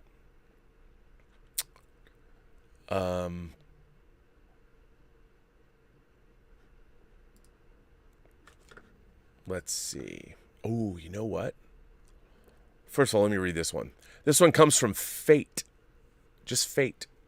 Hey, Rob, I love the show. Regarding critics and their views on films with lots of CGI, I feel like other than the MCU, of course, most movies have lots of CGI and are largely disliked by critics. People always say story and character development are the most important, but movies are a visual medium. Of course, story is important, but I believe that certain types of movies don't need more than the minimum. For example, The Raid Redemption and Dresden with Carl Urban are both movies about trying to get to the top of a building. Not much else. And yet I believe both of these movies are a mastercraft of phenomenal filmmaking.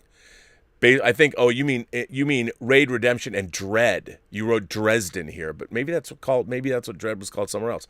The Raid Redemption and Dread. Basically, not every single movie has to be a dialogue-heavy drama with exposition and lots of character development to be great. I'm not saying it's automatically going to be great, but I feel people need to get out of their own heads, and some people are just afraid to go against the grain with their opinions. Anyway, your thoughts on this?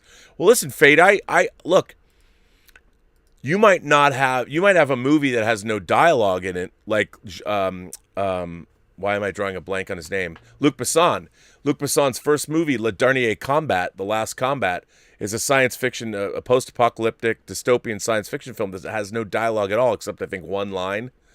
And you can still create amazing characters and tell an amazing story without dialogue, without many special effects. My whole thing, and I think that what CGI has done, what computer technology has done, is I think there's an over-reliance on it now. Because we can do everything with computer technology, that when you are very aware that it's there, when you end up watching big battles of big machines or forces of evil clashing with good, and it's all CG, then it becomes off-putting. You're like, what I'm watching is not real. There is still the trickery involved. I mean, no filmmaking is real, but we're tricked into believing it. That's what verisimilitude is. Verisimilitude is the appearance of reality. And great filmmaking tricks you into believing what you're watching is real. And I think the employment of CG when it's done well is great, but when it's done badly, it's not good. It's not good. So I think that's problematic. Yeah. Tom Jr. Jackson writes in and says, "Hello, Rob. Today I'd like to give my thoughts on both WandaVision and The Winter Soldier and some other little things thrown in. When WandaVision and The Falcon and The Winter Soldier debuted their first trailers, I said, okay, that's all I need to see. So WandaVision appears on Disney Plus, and from episode 1 I was hooked. I had no clue where it was going to go and what it was about, and it made me feel like it was an issue of a comic book that came out weekly, and I loved it, every moment of it. I wasn't upset when things didn't turn out like what people were speculating. It was fun, and I was glad that the episodes were weekly, because if it all came out at once, some chucklehead would have posted spoilers about it from the last episode. You know what? I will never, ever... Look, I'm gonna, now that I've already dug my grave, I gotta say it. Maybe chucklehead is somehow offensive to some group or so. I don't know, but I think calling somebody a chucklehead you can never go wrong by saying some chucklehead would do this. So I appreciate your use of chucklehead. It's like an onomatopoeia when you say it. Some chucklehead would have posted spoilers about the last episode. On the front of The Falcon and Winter Soldier, I feel the same way. I love that it is weekly, and I don't view them as episodes. I view them as issues. I love where the show is going, and it's like a buddy film along with a thriller mixed in, and I'm here for it. As much as I know that people like to speculate about what will happen, and that is all for fun, but it turns toxic when these speculations don't turn out the way we guessed. You see, Rob, it's only a show and sometimes only a movie. You can speculate all you want, but remember, this is all about fun and enjoyment. We're not watching something that will depend on the fate of the world if we want to watch the news or something. Now, I know this letter will probably rub some the wrong way, and my answer to that is this. It's just an opinion. We're all allowed to have them, but we don't need to shame those over them. I'm not shaming anyone. I'm just giving my point of view. I'm an imagination connoisseur all the way, first and foremost. I get excited about movies and TV shows and books like everyone else. I just don't set expectations. I just like to enjoy things for what they are. That's why I love being part of the Post-Geek Singularity Nation. We all have opinions, and the conversations are amazing in the chat. We might chat about the topic you're discussing or just talk about random things. Your mods do such a good job and deal with things when they get a little too over the top. As I start to wind down this letter, I love that we have this community that has each other's back, and we're becoming friends with one another. This is all because of you, Rob. You brought us together and united all of us, and for that, we can't thank you enough. Well, that's very kind of you. On a side note, how come you don't talk enough about Star Trek and Star Trek Discovery? I'm sure somewhere you must have epic rants. I'm also glad you get my sense of humor in my letters as well, because if I can get a chuckle out of you, then I know I'm doing something right. I respect you and your opinions because you, sir, are one of my heroes, and you, sir, are metal. Yes. My best to the ace and the dogs, and may you have a great weekend or week. It's your choice. Tom Jr. Jackson. Well, it's very kind of you, Tom. Yeah, I mean, I'm really enjoying... there's a lot of people that have valid criticisms of the Winter Soldier, but I'm enjoying it because it's exactly what I wanted it to be. I mean, I don't expect it to be perfect, but it's damn good television. I love it. I think it's great. And I appreciate you saying those kind things. But don't forget, it's not just me. I threw the party, but it's all the people that are here. It's all the people that make up the Post-Geek Singularity community. You guys make this the place that it is. I can only help out. I can only help out. Omar94 writes in, and you knew he would. Omar94 says, "Hi, Rob, moderators in the Post-Geek Singularity. Ooh. Since you often talk about entertainment needing verisimilitude, I'm just curious to know if you watch something having to do with something you're familiar with be done in an inaccurate way, which causes the lack of verisimilitude." Well, the answer to that is all Star Trek since 2009. Just saying. What I mean is, let's take you as an example. You worked in the entertainment industry, so if you watch a movie or TV show which has to do with the entertainment industry and you see something which is inaccurate, since you're familiar with how something works, you might see that as a lack of verisimilitude. Another example could be for Willow. Willow studied microbiology. So if she watched a movie or TV show which had something to do with microbiology, she might sense a lack of verisimilitude if she sees something which is inaccurate. Yes, and I'm here for that, and so are all of you, because if she does, she writes in a great letter. I ask because there are 2 YouTube channels whose videos I like and do something like what I'm talking about.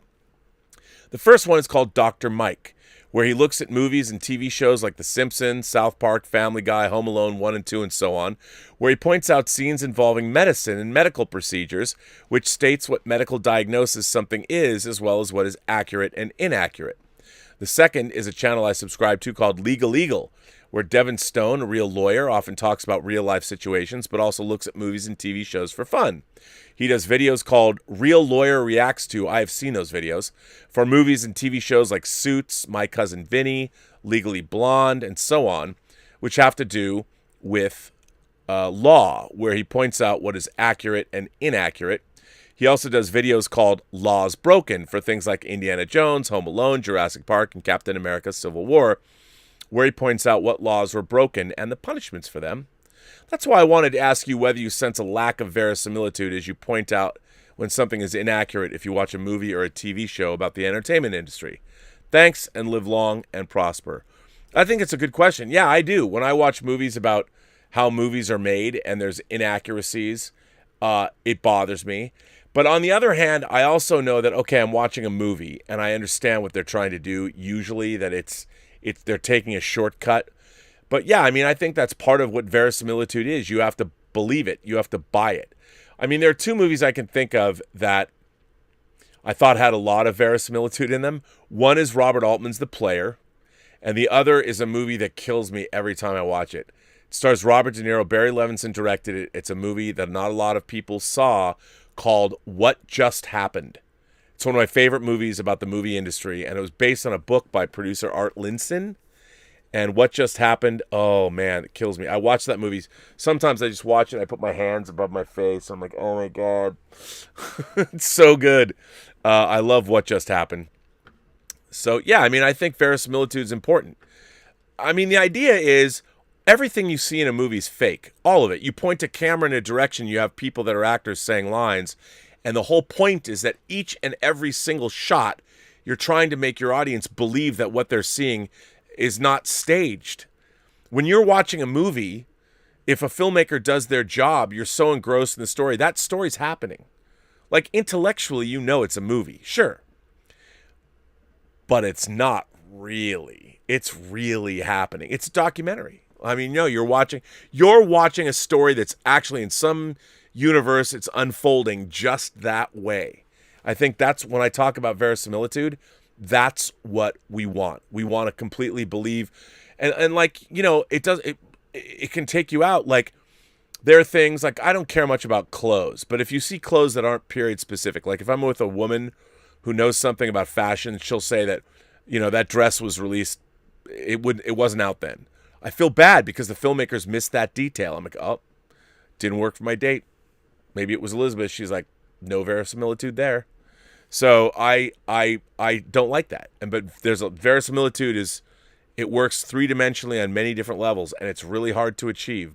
But yeah, I mean, I tend to, when I watch so many different movies, when I see things like There's sound in space. When I know space is a vacuum, that doesn't bother me because I understand it's a dramatic conceit. So I'm not like, well, there's no verisimilitude there.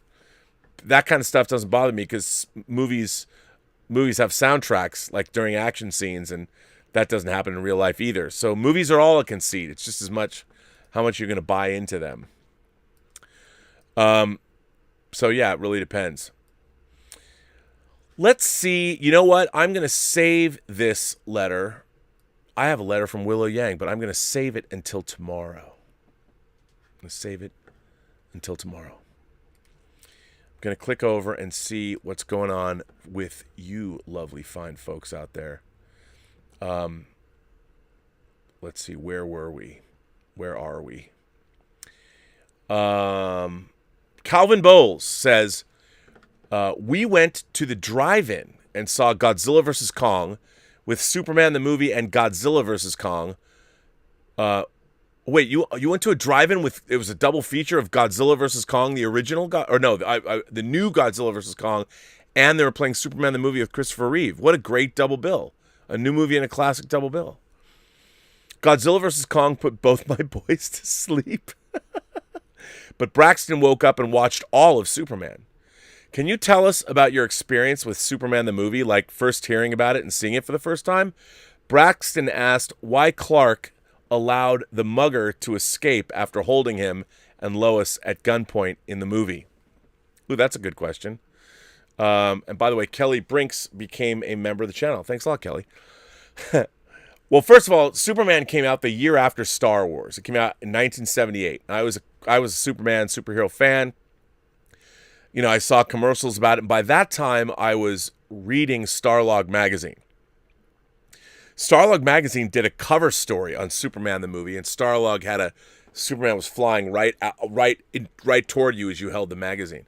So it's probably in Starlog that I first read about Superman.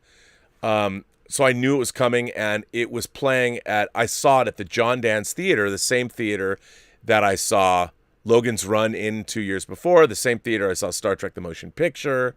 And so it was exciting. And that theater screen was so huge and it was so loud. And, you know, I'll tell you one thing. I remember when I was watching it, you know, it opens with you see the theater in the screen, you see the theater curtains part, and you see the flashback to Metropolis.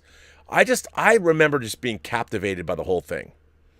I loved Superman the movie when I saw it. I loved it. I think everybody did. I thought it was terrific. But even then, I thought the Zoptic, the Zoran Perisic, whatever, the flying effects were dodgy. But I still loved it. I loved everything about it. Even Derek Medding's the model work. Yeah, it's a little okay. But I as much as some of the effects work doesn't hold up, I love the movie. I didn't care. I loved it. I think maybe Superman let the mugger go maybe as a second chance.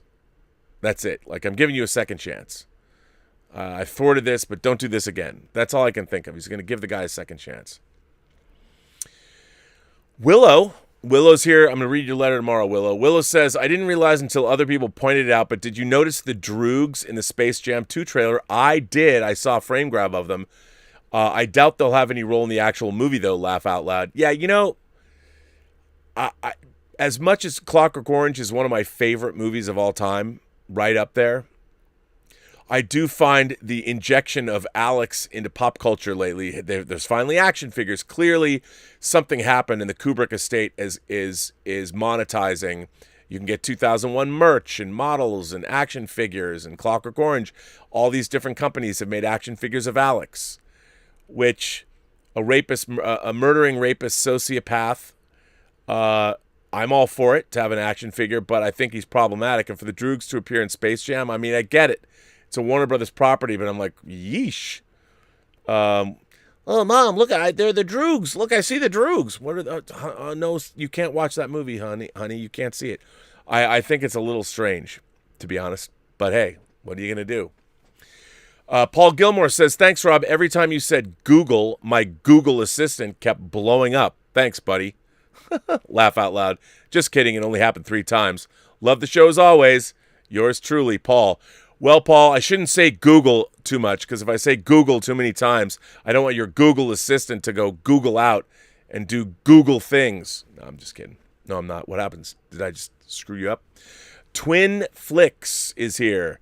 Robbie, the Robinator, the Robmeister, Rob. Hey, buddy, I just received 2 copies of Snyder's BVS remaster. I'll be reviewing it this week. Very interested to see what exactly Snyder changed in this release. I've been hearing mixed things. Yeah, I finally got mine. It just showed up. Was it gonna come to the end of April? What a weird story with those discs. I'm curious. I haven't read anything about it. I haven't read a review, so I'm gonna have to jump in and watch it and see what I think. Mark D with a C sends in a super chat and says, my dad was an inventor and got robbed by companies copying his patents and tools. Lawyers said he could win, but would cost around $5 million to fight and take years. Yeah, because people are scumbags. And that's why your father should have had representation. I don't know if I would have fought it, but they're probably right. But I'm sorry to hear that. Sheriff Carl sends in a tip and says, in the words of the immortal Ricky Nelson, but it's all right now. Learn my lesson well. You see, you can't please everyone, so you gotta please yourself. You can subscribe or unsubscribe all you want. As far as I'm concerned, this is a place for thinkers. It's very nice, Sheriff Carl, because you're from the PNW. Sheriff Carl goes on to say, I hope I meet Dieter next time I'm at a German metal festival. Have you ever been to one? I have never been to a German metal festival. They smell worse than a tauntaun's rotting ass in Dagobah, but boy, are they fun. What is the best metal show you have been to? What is your bucket list metal band? You know what? The best metal show I've ever been to, and I don't know how metal you could call it, it was also the very first rock concert I ever went to at the height of their power. And it was Kiss. It was Kiss, and I know they're pop metal, but it was the Kiss, it was the Dynasty tour. And it was amazing. I'd never been to a rock concert before. And it was in the Seattle Center Coliseum. And I loved it. Like it's funny, you don't until you've been to a rock concert, and I was in the 7th, I was 12. And my dad insured Concerts West, and I got to go. He got me and tickets for me, Jeff Swafford, and Pam Comstock, and we went together, and it was mind-blowing. And I loved Kiss. I became a Kiss fan when I got Kiss Alive, the double album, back in 77. Like Star Wars came out, and I got Kiss Alive right around my birthday. So I was a big Kiss fan. I had Deuce and Strutter, and I had like singles of their songs. It was great. I mean, I loved it. Okay, in terms of metal, I've never seen Metallica. I've always wanted to see Metallica, and I've never seen Metallica live. I never have, and I can't believe I've never seen Metallica. And that's a band I really want to see because I really admire them. But that's my answer to that, I guess.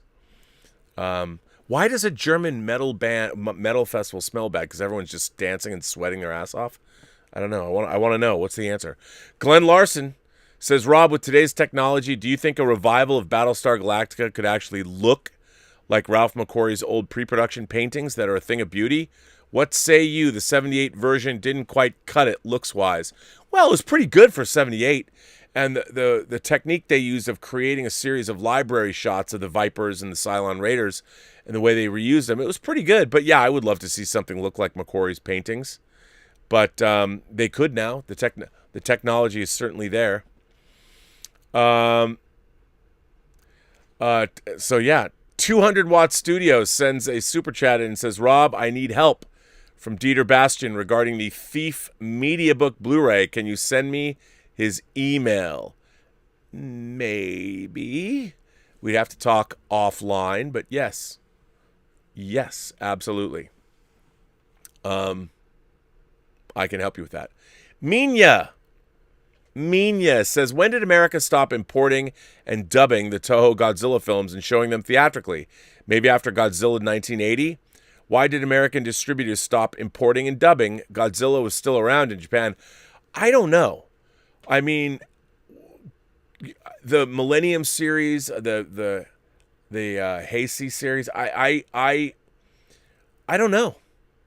I mean, we didn't get. It was hard to get like the early '90s Godzilla films, like Godzilla versus Mothra and Godzilla versus Ghidorah and all that. I don't know why they. I just think that maybe they thought we outgrew them. I don't know, but they put them out on DVD, and I was able to get those. But I don't know why they never put them out theatrically. I guess they thought there was no market anymore, which seems odd considering you'd think like the Power Rangers crowd, and especially the '90s Godzilla movies, are all pretty damn good. Like, I really liked those movies.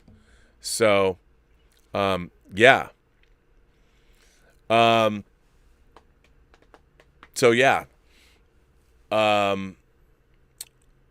what I would. But I don't know why. I mean, I have them. I like all this, but they're all over the place. The releases. But yeah, I don't know why they stopped.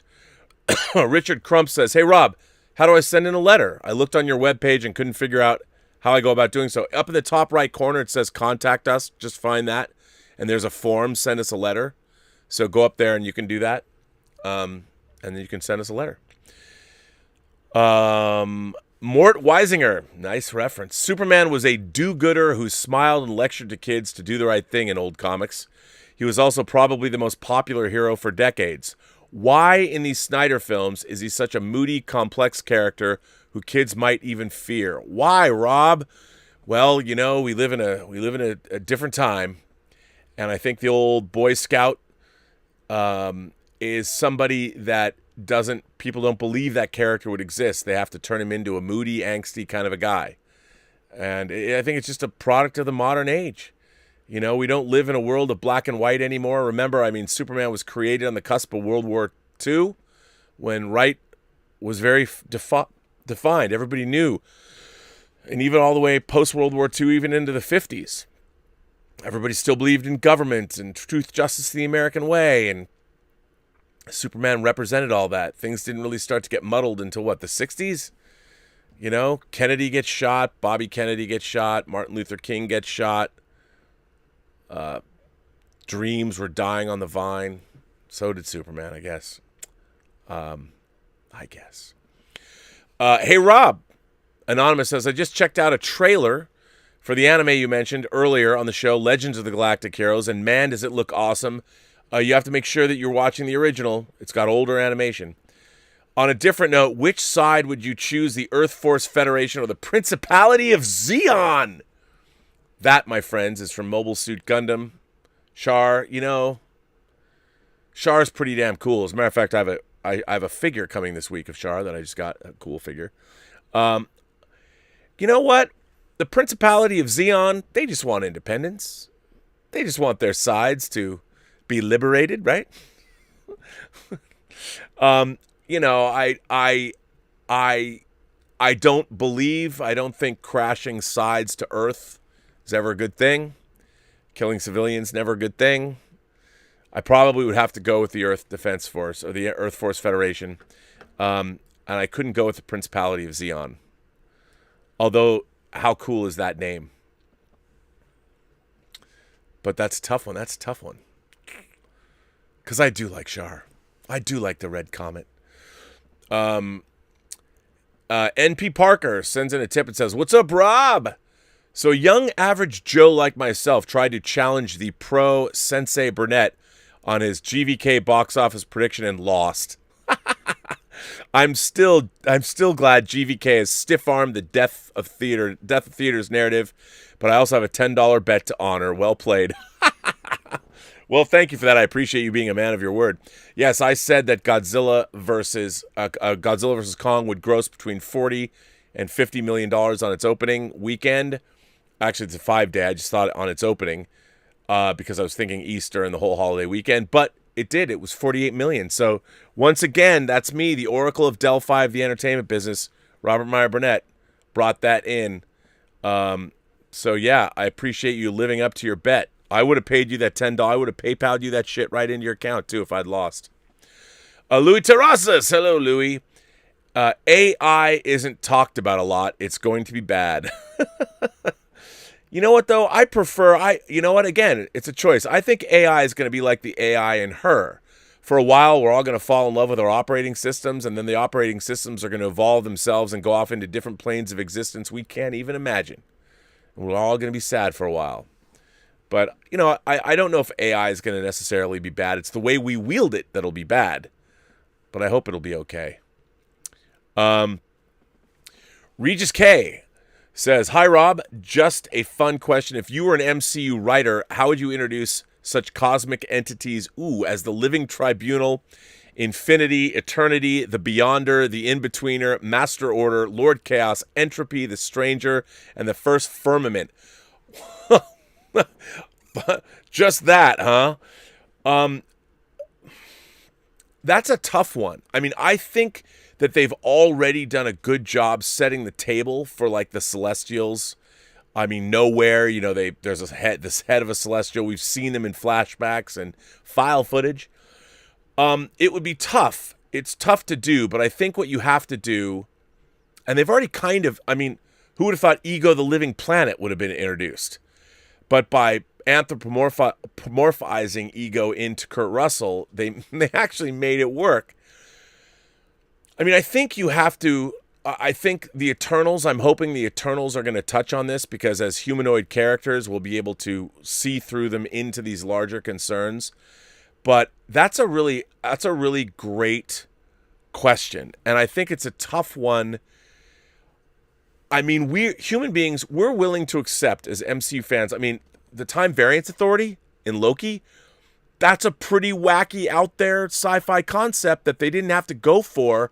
They're going full bore into that in the MCU, which is something I didn't think they would do, because that's straight up crazy sci-fi that opens up a huge can of worms. I mean, they cover more of the multiverse than even Kang does, so it's going to be interesting to see. But I think they have to do it kind of the same way. I think the way that you introduce these characters, even like characters like, I'd love to see, look, I don't know if the Beyonder's a little wacky. But people, things, entities like the Living Tribunal or Infinity, I think the way to introduce those is through another character. You need to go through another character that either knows them, consults with them, communes with them, or something. So we have a way to deal with those characters through one of our more grounded characters' eyes. Like, you know, like the same way that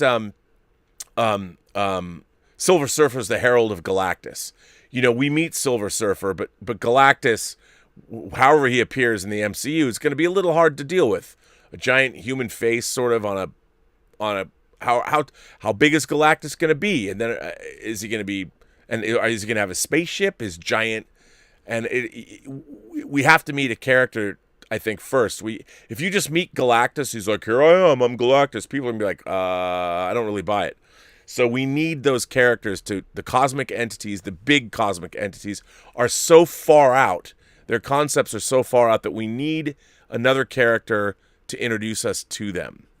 But how they're going to do that, I don't know. In what movies they're going to do that in? I think the Fantastic Four would be a great way to start bringing more of those characters in.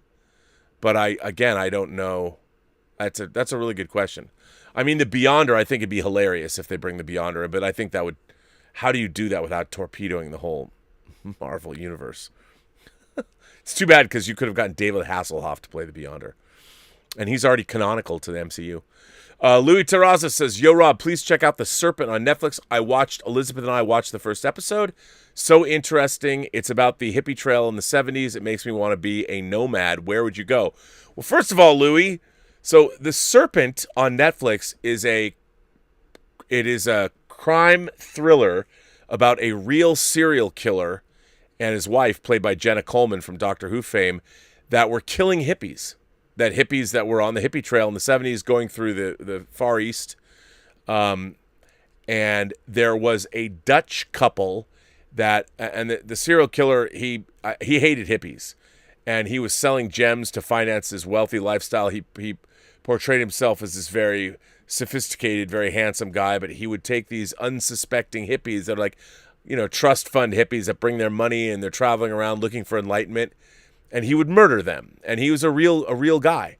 And it's about the Dutch It's a BBC produced show, but it's about the Dutch, this younger man working at the Dutch embassy in, I think it's Thailand. Is it Thailand or in Bangkok, where they gets on the trail of the serial killer and how they bring him to justice. I thought the first episode was good. I talked about it in the chat last week. I read the article about nonlinear storytelling being a crutch, and they bring that show up. It wasn't as bad as I thought, although it did. The first episode jumps around so much. You're like, why are you jumping around so much? I don't know, but I liked it. I'm going to finish it. Richard sends in a tip and says, so all those new developers can borrow code without fear of reprisal in this innovative future. What's to stop Google borrowing their code, forcing that developer competing with his own idea on the marketplace, and eventually not making a dime? I agree with you. By the way, what about your own genetic code? Is your own genetic code yours? Are people going to be able to take your own genetic code if, hey, it's for the greater good, it's transformative? If somebody finds something in your DNA that they can take from you, can they? I mean, I think it's a really bad precedent. Mr. Intellectual says, I wonder, sir, how did you see the next phase after this legal precedent today? I keep having issues with the other side that don't care about authorship. What do you think? Look, I think it's bad. I think the fact that they've actually said, okay, this company that owns this code, it's theirs. No doubt it's theirs, but some of that code, well, should be open sourced and used because the law says so. What about possession? What about ownership? It's their property. Basically, our government came in today. SCOTUS came in and made a decision that said, you know what, Oracle? Because we need developers and we need to be able to talk to one software needs to be able to talk to another. Sorry, you don't control your own code. Your own property that you own can be taken away willy-nilly. That's a bad precedent. And I think it's not good. And I don't know where they're going to go, Mr. Intellectual, but it's like if anybody makes something, if an author makes something, a director makes something, it's theirs. Or the studios. Remember, you got to get it on paper, but apparently that's not even good enough anymore. It's these kinds of little erosions. You talk about personal freedoms. This is an attack on ownership. It's an attack on our way of life, and it was done by our own Supreme Court. Anonymous goes on to say, I was there during the 90s. Does Breyer truly think that technology only innovated in spite of copyright law, not because of it?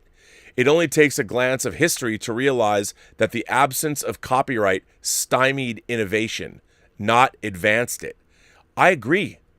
I mean, I think once somebody has a copyright or a patent on something, it works. You want to go after it. That's how companies grow. If you're a company that manufactures something that other companies need, I mean, look at For All Mankind, the series from Ron Moore, the Apple Plus series, which I love the last episode. In that show, it posits that NASA was able to retain a lot of the copyrights of all of the technological innovations that the space program led to. And in the 80s, they've kept their own copyrights, which would make NASA a self-funded organization. Where would we be now if that were the case? If you didn't have to wait for Congress to approve what NASA wanted to do, if NASA was self-funded, which they could have been if they were able to retain all the copyrights that were, or technology that was generated during the space race. I think it's bad. Ash Chowan is here. Regarding Omar's letter, the thing that bothered me the most about Iron Man 2 is when he created a new element. Elements can't be created, they just are. How a basic principle of chemistry is lost in a film about the smartest man in the MCU is irksome. Yeah. I can't argue with that. Claudius says, so if Falcon and the Winter Soldier episode 2's exploration of racial issues seems out of place, or if it violates your safe space, does that make one a snowflake? Ask yourself, do you want to cancel the subject? Good question, Claudius. I thought it was an interesting wrinkle. Claudius goes on to say, do we find Captain America Winter Soldier's perspective on the government and the surveillance state objectionable? I could have. There are thousands of non-powered U.S. citizens working in Homeland Security, Defense, and Counterintelligence. I think you're making a very good point. Claudius goes on to say, Monsieur Robert, I ask these questions tongue-in-cheek. Keep in mind, I also look forward to a day, maybe in the 23rd century, where race isn't a hot topic. Yeah, me too. And I don't know why it's come to the forefront so much today, because we are on a pretty good trajectory. You know, we are in this country living in one of the most equitable situations that's ever existed in human history. Is it perfect? No.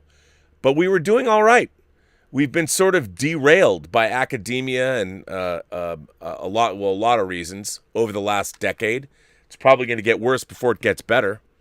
But I feel you, and I think that, you know, I think you can throw little things into Captain America and Winter Soldier. I mean, Falcon and Winter Soldier. I have no problem that the fact that we're discussing it at all is a good thing. I think it's a good thing. Anonymous says, when Napoleon was conquering Europe, at the same time in England, modern copyright law was being articulated. Since then, we've advanced more than 300 years than in 3,000 years. The coalition of high-minded liberalism and market fundamentalism is not going well. No, it's not, and your point is well taken. Over the last, like you said, since Napoleon, we've advanced more in 300 years than in 3,000. And that was true of also, on Claudius's point, we were making great strides culturally and within our cultures in terms of race relations and all that. I feel that the last, especially 5 years, we've taken a giant leap backwards. And I don't understand really why.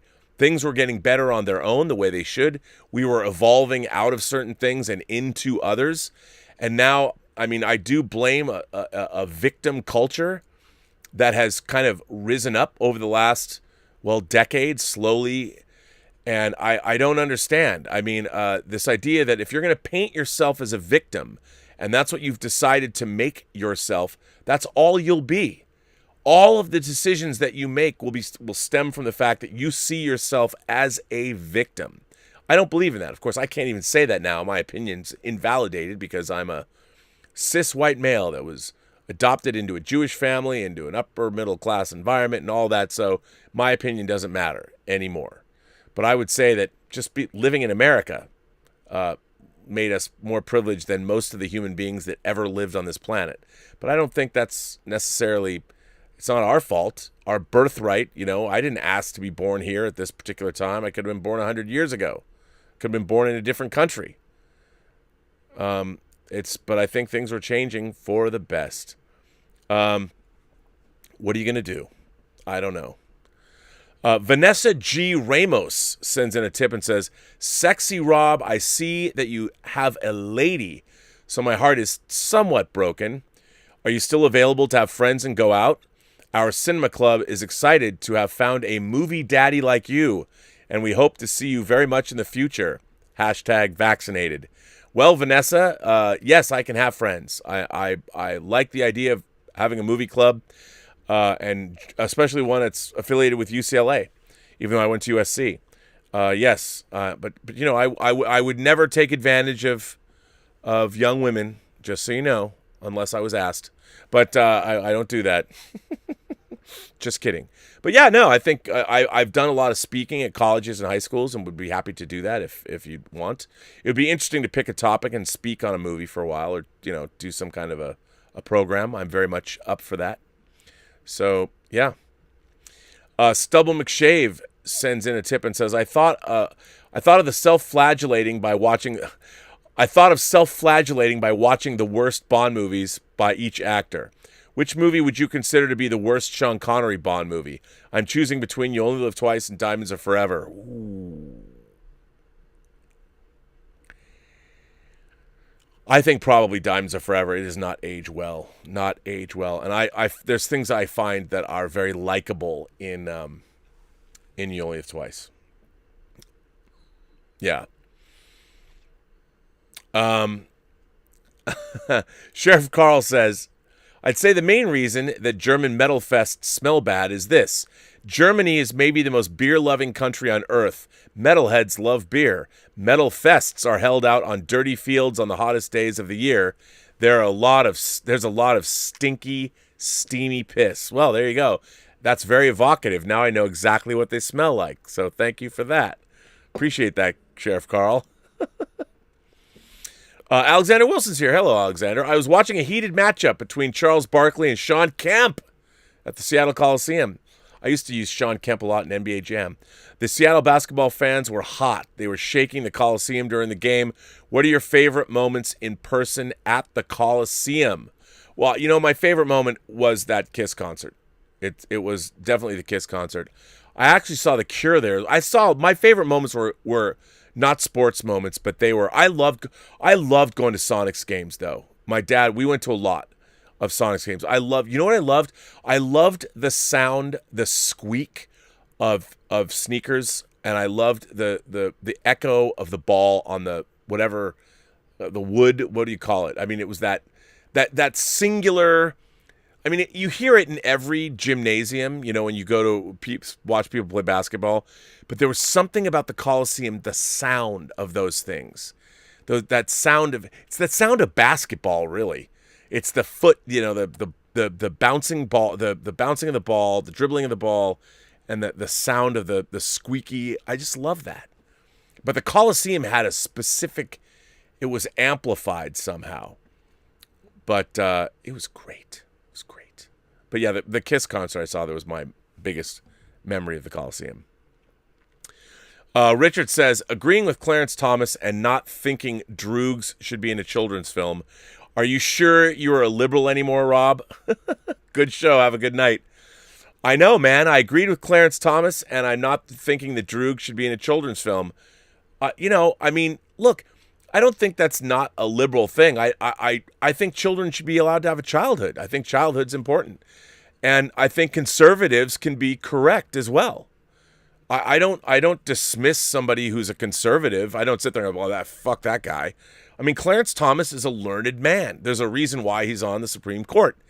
And there's going to be some things I would imagine that we would agree on. Just like I believe there's certain things, certain conservative schools of thought that I definitely agree with. I think this idea, it's so weird that when we're so tribal that we have to agree. Well, I'm a liberal, so I have to vote on these topics. No, I take every topic individually. There's no topic you're going to give me that I wouldn't consider. That I'm not one of those people that just is. I'm not necessarily even going to vote if I go vote Democratic or whatever. I don't just vote every Democrat. I really want to know who are these people and what do they believe in, and I think that it's surprising to me. I was actually surprised by this SCOTUS decision because I think it has bad ramifications. Yeah, so Volcanic Ass sends in a tip and says, Rob, your thoughts on the original Texas Chainsaw Massacre. Your thoughts on the overall franchise. Is it true that people at first really feared the meat hook scene was realistic? I think the original Texas Chainsaw Massacre is a masterpiece. I think it has its peak verisimilitude. And yes, people did fear. I mean, and here's the thing. The tone of that movie, especially when it came out, I mean, I saw it in 1980 for the first time. The tone is so relentlessly, it doesn't feel like you're watching a movie. It feels like you're watching a documentary. It starts out with that John Larroquette voiceover, and it's all the more tragic in that they were young. I mean, you watch that film, and it feels like there's not a score. It feels real. And that kind of verisimilitude, especially in a horror film, is very hard to come by. Now, all you have to do is watch Texas Chainsaw Massacre 2, and then the movie I worked on, Leatherface, Texas Chainsaw Massacre 3, first movie I ever worked on, to see how different they really are. And even though Tobe Hooper made Texas Chainsaw 2, it was done as a parody, kind of a send-up. It is so far outside of the realm of the first Texas Chainsaw to be almost in a different universe. The original Texas Chainsaw Massacre is a masterpiece of verisimilitudinous filmmaking. I mean, it's incredible. It's incredible. And I mean, I don't mean to oversell it now. It's hard to go back and watch things like that now. I mean, the movie, didn't it come out in 74? 74, right? So imagine, literally post-Vietnam. And to see that film, it casts such a spell. It's so relentless and so, wow. It's tough. Paulus Plain says, I want to fall in love with LGBT characters, but the fucking woke fucks will not let me because they're black holes of fucking despair. P.S. Love from Norway. Hey, you know what? It doesn't matter what the sexuality of a character is. If they're well written and they're good characters, I don't mind. I mean, to me, like, I like watching stories about characters that are different than me. What is it like to be, like, if you're trans, what is it like? I mean, I have no problem seeing it. I would like to see a movie about that experience, but a realistic, a movie that would explain to me what it's like to be trans. What is that experience like? Give me a good story. If you want to show me a story about two men that fall in love with each other, like have you guys seen A Single Man? Oh my God, I love that movie. Of course, my man Tom Ford directed it. But A Single Man is a just devastatingly beautiful film, and just painful and yearning, and oh my God, loneliness. And it looks so good. The clothes are so good. Everything in that movie looks good. I mean, of course, it made me think that, every gay man leads the life they depict in A Single Man. Who wouldn't want to lead that life? I mean, I saw that movie and I walked out of it going, man, I want to be gay, and I want to live in this movie. I mean, not lose my partner, but you know what I mean. I want to live. I want to be this fabulous. But yeah, I think it's yeah. I look, show me any lifestyle, show me any characters. I'll watch anything as long as it's great characters, and a story well told. And love to Norway right back at you. Alexander Wilson says, I really like Universal Century Gundam, but it started to lose me when the new types basically became wizards. Unicorn Gundam was all right, but the ending was right out of Harry Potter. Your thoughts? Ooh, Alexander, we've never bonded on the Universal Century tip. I got to agree with you. The new types have become wizards. And, there's all that Neon Genesis Evangelion influence all over everything now. I preferred Universal Century when Gundam was about war. And you're right, the end of Unicorn Gundam is right out of Harry Potter. And I'm with you there. But I did like Gundam Unicorn. I did. I love the Unicorn Gundam. Actually, I have one right up there. I do like the designs. But I'm a Universal Century guy. Although I did like Wing Gundam as well. So Richard says, I always thought Captain Marvel would be a good protagonist for all the cosmic entities in the MCU. That's true. Surprised they never did that in the comics, and the series ended up getting canceled a 7th time. Yeah, I mean, how do you Captain Marvel? They haven't been able to figure out a way to write her in the comics, and I think again they're trying to make her Superman or somebody else. They're not. They got to figure out how to do it. They should start by making Rogue steal her powers again. Black Truck sends in a tip and says, Rob, man, I salute you beyond belief for telling that campia how important physical media is. One of my all-time favorites is the special features on Glengarry Glen Ross. It had Alec Baldwin interview Al Pacino about the art of acting. It's priceless. I just picked that up. I showed it yesterday. I just got that from the Shout Select sale, the new one. So I'm glad you and I park our shuttlecrafts in the same shuttle bay. Stub McShave says, I really enjoyed Doll Quest. When will part 2 drop? Well, Elizabeth is wrapping up school. I think she's going to make part 2. I don't know. She'll make it next, probably in a month or so. I don't know. I'm glad. For those of you who haven't looked, Doll Quest, Elizabeth made her first stop motion animation movie. It's called Doll Quest. I put it up on Free Enterprise. You can watch it. And yeah, so there you go. Check out Doll Quest. I'm glad you liked it, Stubble. 200 Watt Studio says, why can't the Beyonder adopt Hasselhoff likeness when he comes to meet with humans? Maybe he's like Starman and sees a picture of him on TV. That could happen. I mean, Hasselhoff, to me, the Beyonder was Hasselhoff when I was reading Secret Wars 2. Although I would hope they would not adapt that for film. Just saying. 200 Watt Studio also says, I watched The Bermuda Depths, Connie Selica at 23. Oh my God. Come on.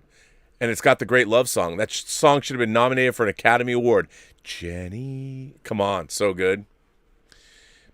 Calvin Bowles asks, can you name a film that is objectively great, but you personally, subjectively don't like it? Ooh, that's a tough one. Objectively great that I don't like.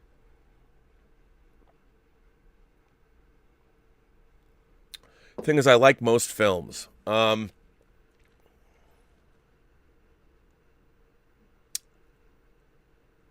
can't think of a movie that is objectively great, but I personally don't like it. No, I can't think of one, really. I'll probably come up with one later, but I can't think of one like right now. Calvin goes on to say, I have to say it's really bad that a movie called Godzilla vs. Kong puts boys to sleep. Yeah, that is bad. That is bad. It is bad. It is bad. And I'm sorry they felt that way. Are they going to go back and watch the monster battles on HBO Max? Alexander Wilson says, race relations were getting better? Like Will Smith said to Fallon, racism is not getting worse, it's getting filmed. I live with my grandmother who grew up in Jim Crow, and she knew people who were killed just trying to vote. It's not worst. No, I think race relations are getting better. I think most relations between people are getting better. I think we're getting to know more people. I think the fact that we live in the era of social media, I think Will Smith is right. These injustices now are getting filmed. People are seeing what's out there, and they're more so than ever before. And I think they're changing their behavior. I think things were getting better. I do. And your grandmother, she must have thought it was better than the Jim Crow era, that things were getting better. Matt Rissman says, hi, R&B. I went to see Nobody and The Courier this weekend. Both were enjoyable in their own way, but The Courier is definitely a reminder of how impactful films can be on the big screen. Another must-see. Thanks for another great show. Well, thank you, Matt. That's the one with Benedict Cumberbatch, right? It's the World War II story. I really want to see that. Calvin Bowles goes on to say, Braxton's review of Godzilla vs. Kong was zzz. The 1933 King Kong kept him awake. Why do you think that is? Why did he fall asleep? Ash Chowan says, over and under 80% that Q in Picard Season 2 will be re-envisioned by the writers as a conspiracy theorist simply because his name is Q and serve as a 21st century allegory for a 24th century story. Oh, man. You know what? To me, it's like, of course. Look, I love John Delancey as much as the next guy, but one, Picard's dead already. He's a robot. The fact that Q would even bother anymore, and I'm just like, of course they're going to do that. They have to have Borgs. Now they're going to have Q. I mean, wouldn't it have been interesting if they gave us new mythology? I mean, they're selling us on, here, watch Star Trek. Here's Q. It's just so creatively bankrupt. And look, I want people like Mark Bernardin to do well. I hope the show's good. I always pull for them. But I'm like, this show is so... And Kirsten Beyer, I want her to do a great job. But my God, for real? Claudia says, science fiction and magic. You can take a scientific approach to understanding magic phenomenon. Science is the method.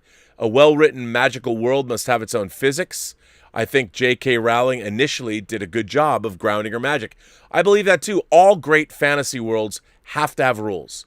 They have to have rules. And if they don't, you're in trouble. They have to have rules. And I absolutely believe that. 200 Watt Studio says, in the Bermuda Depths, Jenny takes this dude Magnus to a secret grotto. He puts his hand on her chest. You're so cold, he says. Warm me then, she replies. Oh my God, I know. Julian M. sends in a tip and says, it's 1978 and it's 7:30 a.m. Star Blazers is on KSTW 11, and you need to be at school by 8. What did you do? I had to wait about 5 minutes to 8 and then haul ass 6 blocks to school. KSTW, you're from the P&W, Julian. I kind of did the same thing. I don't know, but I remember it being on at 7. Maybe it was 7:30, but I'd watch it in the morning and haul ass to school too. I went to South Mercer Junior High on Mercer Island, and actually in 78 I was in elementary school. So, no, 78, 79. Nope, I was still in sixth grade of 78. But yeah, that's what I would do. You'd have to haul ass. Good times. Claudius sends in a tip and says, Burnett, because the only one thing counts in this life. Get them to push like and subscribe on the button. You hear me, Burnett, you fucking fuck? ABPA, always be posting. Always be posting. Always be posting. I got to do that. I got to always be posting. And that reminds me, if you like these chats, hit like and subscribe. I don't know if YouTube did a purge or somebody just hates me. I lost 50 subscribers last night. I felt bad. Did I say something wrong? Probably, which is a bummer. All right, ladies and gentlemen, boys and girls, kind souls, gentle beings, all of you across the 28 known galaxies, I am bringing this show, Robservations episode. Oh, wait. Alexander Wilson flies in and says, they're still making UC Gundam, but I feel like all the work after Char's counterattack was medicine or mediocre. Origins was good. I thought Origins was good, but they retconned the story, which left a sour taste in my mouth. Zeta was the best series. Your thoughts? Zeta Gundam rules. It's really good, and I can't disagree with you. I'm not the biggest fan of the mecha, but I think you're right. I Gundam Origins it retconned the story, but it went really in depth. I like Gundam Origins, but yeah, I think Char's counterattack was kind of like the end of the golden era. You're absolutely right about that. That was plus I love that movie. It's great, love it. I didn't know you were a Gundam fan. But New Gundam's still my favorite Gundam. Still love New Gundam. I love the funnels. Anyway, ladies and gentlemen, boys and girls, gentle beings, kind souls from across the 28 known galaxies, I want to thank you for being here. This was Robservations episode 660 in 5 days. Maybe Saturday, episode 666.